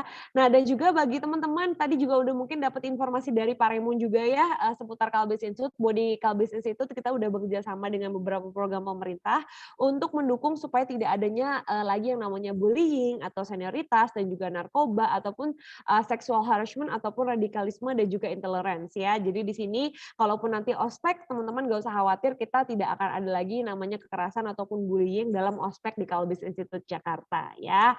Nah, dan di sini Bapak Ibu kami juga mendapatkan banyak penghargaan di Kalbis Institute. Jadi Bapak Ibu dan juga teman-teman bisa mempercayakan diri bahwa Kalbis Institute sudah memberikan kualitas pendidikan yang terbaik ya, yang dimana kami mendapatkan penghargaan sebagai salah satu institusi terbaik di Jakarta dalam tata kelola, pengembangan dosen, bahkan mendapatkan penghargaan sebagai kampus yang bebas dari anti narkoba ya, dan juga masuk ke dalam 50 perguruan tinggi swasta terbaik di Jakarta. Jadi kami bisa memastikan bahwa teman-teman yang nanti akan join ya dari Putra Nirmala ataupun dari SMA Talenta Bandung yang mungkin nanti akan join bareng sama Kalbis Institute sudah mendapatkan kualitas pendidikan yang terbaik dari Kalbis Institute ya.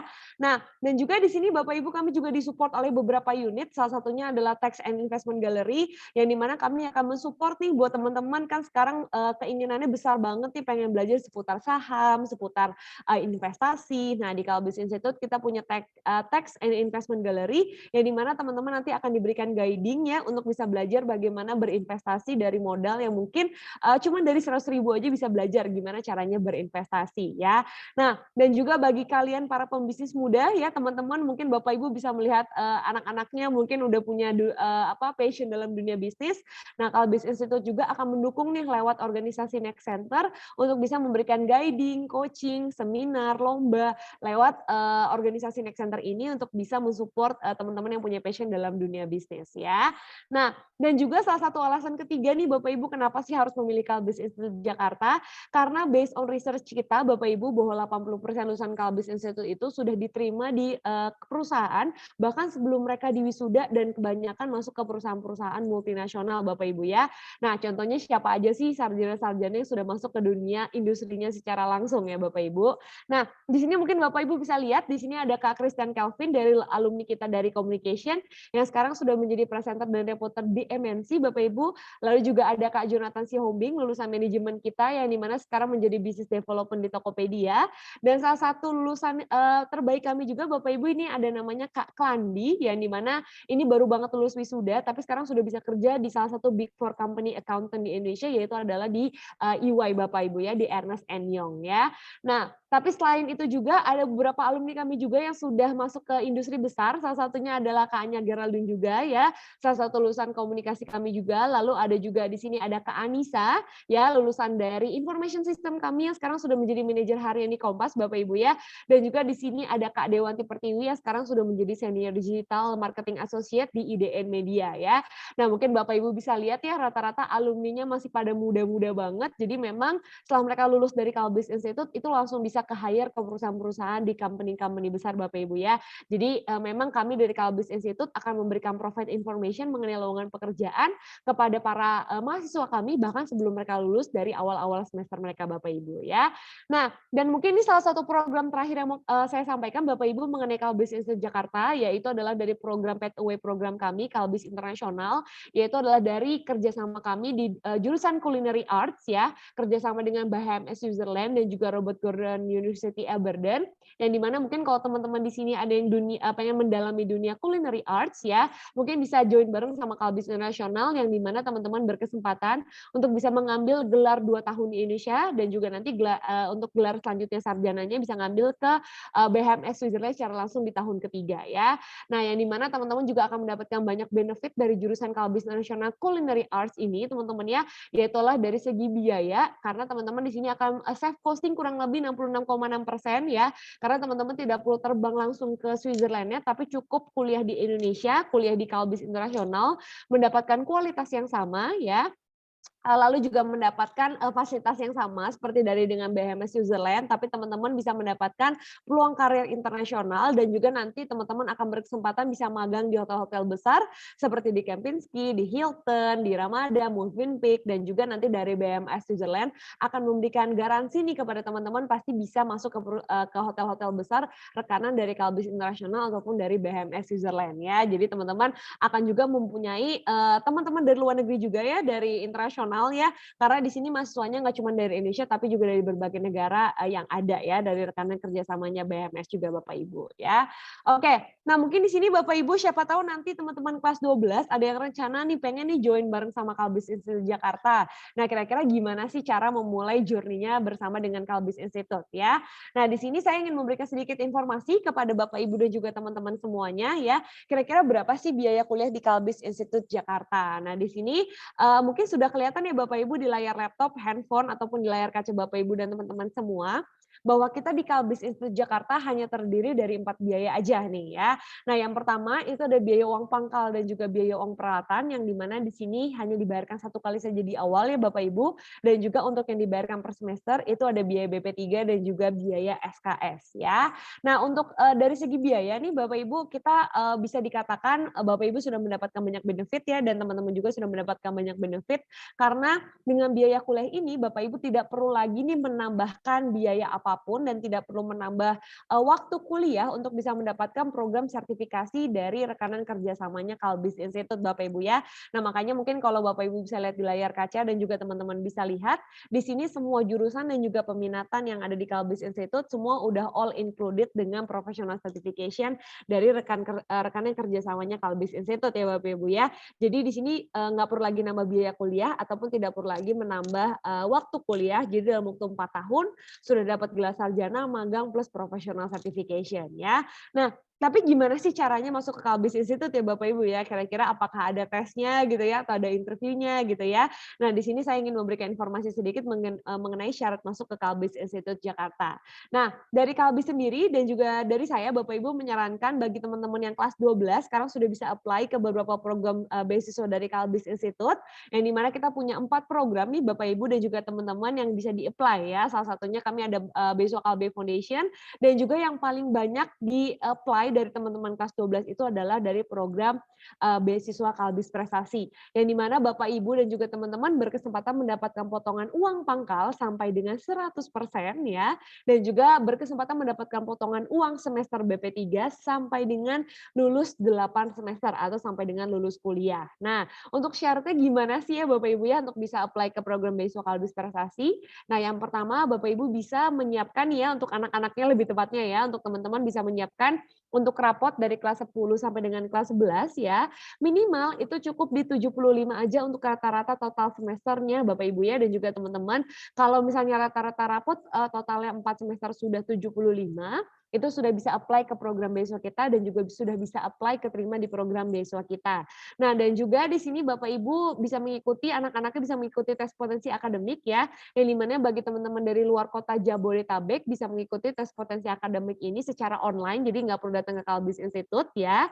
Nah, dan juga kalau seandainya teman-teman pernah mengikuti lomba selama SMA, itu juga boleh silakan disertakan lomba akademik, ataupun non-akademik juga boleh sertakan, tapi ini tidak bersifat wajib untuk yang sertifikat lomba. Kalau ada boleh sertakan, kalau nggak ada juga nggak apa-apa teman-teman ya.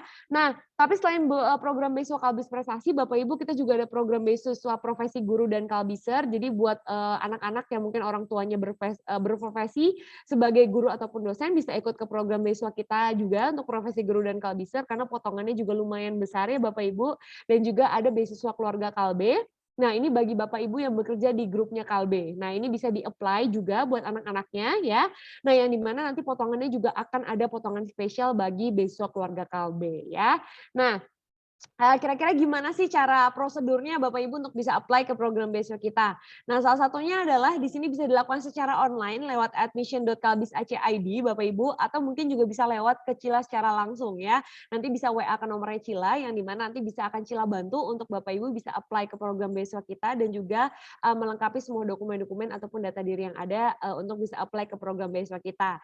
Nah, tapi salah satu syarat lainnya untuk bisa apply adalah untuk bisa melunasi biaya pendaftaran ya Bapak Ibu, yang dimana normalnya kami dikenakan di 300.000 untuk biaya pendaftarannya, tapi khusus untuk di acara hari ini dan karena Kalbis Institute juga sudah berkan kerjasama dengan SMA Putra Nirmala Cirebon dan juga SMA Talenta Bandung ya. Nah, kami ada memberikan cashback 200.000 ya bagi teman-teman siswa dari SMA Putra Nirmala ataupun SMA Talenta Bandung, yang dimana biaya pendaftarannya hanya dikenakan di 100.000 saja ya. Nah, jadi bagi Bapak Ibu yang mungkin sekiranya anak-anaknya ini berminat untuk bisa apply ke program beasiswa kita, bisa segera untuk melunasi biaya pendaftarannya 100.000 saja ke nomor rekening virtual account yang ada di layar kaca, ataupun nanti bisa menghubungi ke Cila secara langsung untuk melunasi di biaya pendaftarannya. Nah, nanti kalau sudah melunasi biaya pendaftaran, nanti akan dibantu untuk kelengkapan data diri dan juga dokumennya ya Bapak Ibu ya. Oke, nah jika seandainya nih Bapak Ibu nanti mungkin ada hal yang mau ditanyakan lebih detail lagi seputar Kalbis Institute Jakarta ya. Nah, feel free bisa kontak saya di nomor WA saya Bapak Ibu di 0812 8209 1728 ataupun bisa menghubungi Cila lewat email Cila di priscilla.sugianto@kalbis.ac.id. Nah, Bapak Ibu dan juga teman-teman jangan sungkan ya, justru saya senang bisa membantu Bapak Ibu dan juga teman-teman untuk bisa mengkonsultasikan persiapan kuliahnya dan lebih lagi untuk bagi teman-teman yang ada rencana untuk nanti akan join bareng sama Kalbis Institute Jakarta ya. Nanti saya tunggu Bapak Ibu, jika seandainya ada yang mau tanyakan lebih detail seputar Kalbis Institute bisa feel free kontak ke saya. Oke, mungkin sekian informasi yang saya sampaikan seputar Kalbis Institute. Bapak Ibu dan juga teman-teman semuanya. Semoga informasi yang saya sampaikan ini bisa berguna banyak buat Bapak Ibu dan juga teman-teman semuanya. Saya doakan semoga Bapak Ibu sehat-sehat selalu dan juga buat teman-teman semoga sekolahnya lancar-lancar ya, bisa dapat nilai yang terbaik ya. Doa yang terbaik buat Bapak Ibu. Salam dari Kalbis Institute, Transforming Hearts and Mind. Salam dari Cila. Terima kasih, selamat siang. Saya kembalikan lagi kepada host dari sekolah. Terima kasih. Oke, terima kasih Kak Cila atas pemaparan dan sosialisasinya terkait Kalbis Institute. Ya. Baik, Bapak Ibu, sekarang kita akan masuk ke sesi closing statement dari Pak Raymond. Untuk Pak Raymond, dipersilakan. Oke, terima kasih sebelumnya. Closing statement dari saya untuk kegiatan hari ini, sosial media itu bisa menjadi pisau bermata dua, Bapak Ibu, gitu ya. Bisa menjadi suatu hal yang positif dan negatif, tergantung dari kita menggunakannya seperti apa, gitu ya. Lalu gunakanlah sosial media secara baik, secara bijak, manfaatkan untuk hal-hal yang sifatnya positif, membangun bisnis, membangun personal branding, gitu ya. Dan nggak mungkin ke depannya kalau kita nggak sukses, gitu ya. Pasti dengan sosial media kita bisa manfaatkan dengan baik dan harapannya bisa sukses semua. Dan jangan lupa selalu kedepankan dan put God first dalam setiap aktivitas kalian, selalu minta restu kepada orang tua, dan yang terakhir adalah selalu kerja keras untuk mencapai cita-cita kalian. Itu aja dari saya. Terima kasih sebelumnya. Selamat pagi. Ya. Baik. Terima kasih untuk closing statement-nya. Sekarang waktunya kita akan sesi foto bersama. Jadi untuk Bapak Ibu dari orang tua SMA Putra Nirmala maupun orang tua Talenta Bandung, silakan untuk on cam terlebih dahulu. karena kita akan masuk ke sesi foto keluarga. Ya, betul. Ada 5 slide dari Zoom ini, wah banyak sekali ya. Ya. Silakan kami tunggu untuk open cam-nya, keluarkan tampilan terbaik gitu ya untuk sesi foto keluarga pada kali ini.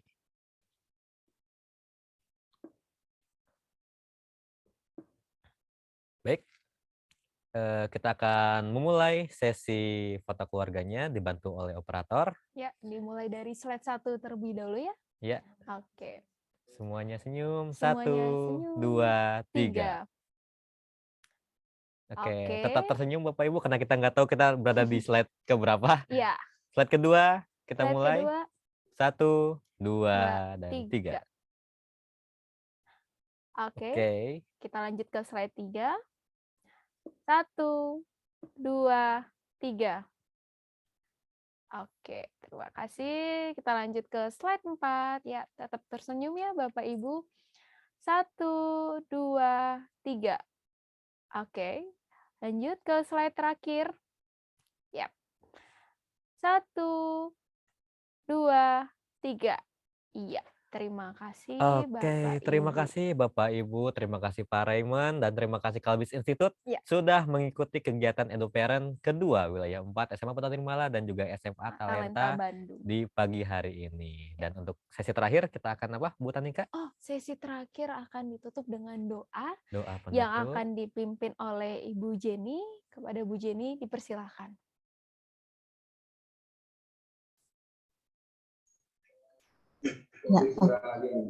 Ya, oke. Selamat pagi Bapak Ibu semuanya. Terima kasih Pak Raymond sudah berkenan untuk mengisi acara EduParent pada pagi hari ini. Semoga EduParent pada pagi hari ini bermanfaat untuk kita semua dan enggak hanya untuk anak-anak tapi juga untuk orang tua juga ya. Oke. Tadi kita sudah buka dengan doa, maka mari kita tutup dengan doa. Saya akan bikin secara Katolik, yang lain bisa menyesuaikan. Dalam nama Bapa dan Putra dan Roh Kudus. Amin. Allah Bapa yang Maha Baik, selamat pagi ya Bapak. Terima kasih atas segala penyertaan-Mu selama acara EduParent pada pagi hari ini. Sehingga acara EduParent pada pagi hari ini Kau perkenankan berjalan dengan baik dan lancar tanpa suatu halangan apapun juga. Bapak, kiranya berkatilah segala pengetahuan, ilmu yang kami dapatkan pada EduParent ini, kiranya berguna bagi kehidupan kami, keluarga kami, dan masa depan anak-anak kami, serta untuk seluruh orang tua dimanapun mereka berada, kiranya Engkau senantiasa memberikan kesehatan dan perlindungan, sehingga mereka selalu senantiasa merasakan sukacita berkat untuk kehidupannya. Bapak, kami juga berdoa untuk pembicara Pak Raymond dan segenap Civitas Kalbis, kiranya Engkau senantiasa memberikan mereka kesehatan dan sukacita. Selanjutnya kami akan melanjutkan aktivitas kami masing-masing ya Bapak, kiranya berkatilah dan sertailah selalu, agar apa yang kami kerjakan, apa yang kami lakukan seturut dengan kehendak-Mu, dapat menjadi berkat bagi kami semua. Doa yang jauh dari sempurna ini kami naikkan kepadamu dengan perantaraan Yesus Kristus, Juru Selamat kami. Amin. Salam Maria, penuh rahmat Tuhan sertamu, terpujilah engkau di antara wanita, dan terpujilah buah tubuhmu Yesus. Santa Maria, Bunda Allah, doakanlah kami yang berdosa ini, sekarang dan waktu kami mati. Amin. Dalam nama Bapa dan Putra dan Roh Kudus. Amin. Terima kasih Pak Fatwa dan Bu Tanika. Iya, terima kasih Bu Jenny, dan kita sudah masuk ke akhir sesi dari EduParent yang kedua ini. Sekali lagi kita ucapkan terima kasih kepada Pak Raymond Kristianto untuk pemateriannya. Terima kasih untuk Kalbis Institute. Dan terima kasih juga untuk Bapak, Ibu, SMA Putra Nirmala dan juga SMA Talenta Bandung. Beserta anak-anak ya. Iya, beserta anak-anak dan juga untuk seluruh kru yang bertugas. Saya ucapkan terima kasih, happy weekend, dan selamat pagi.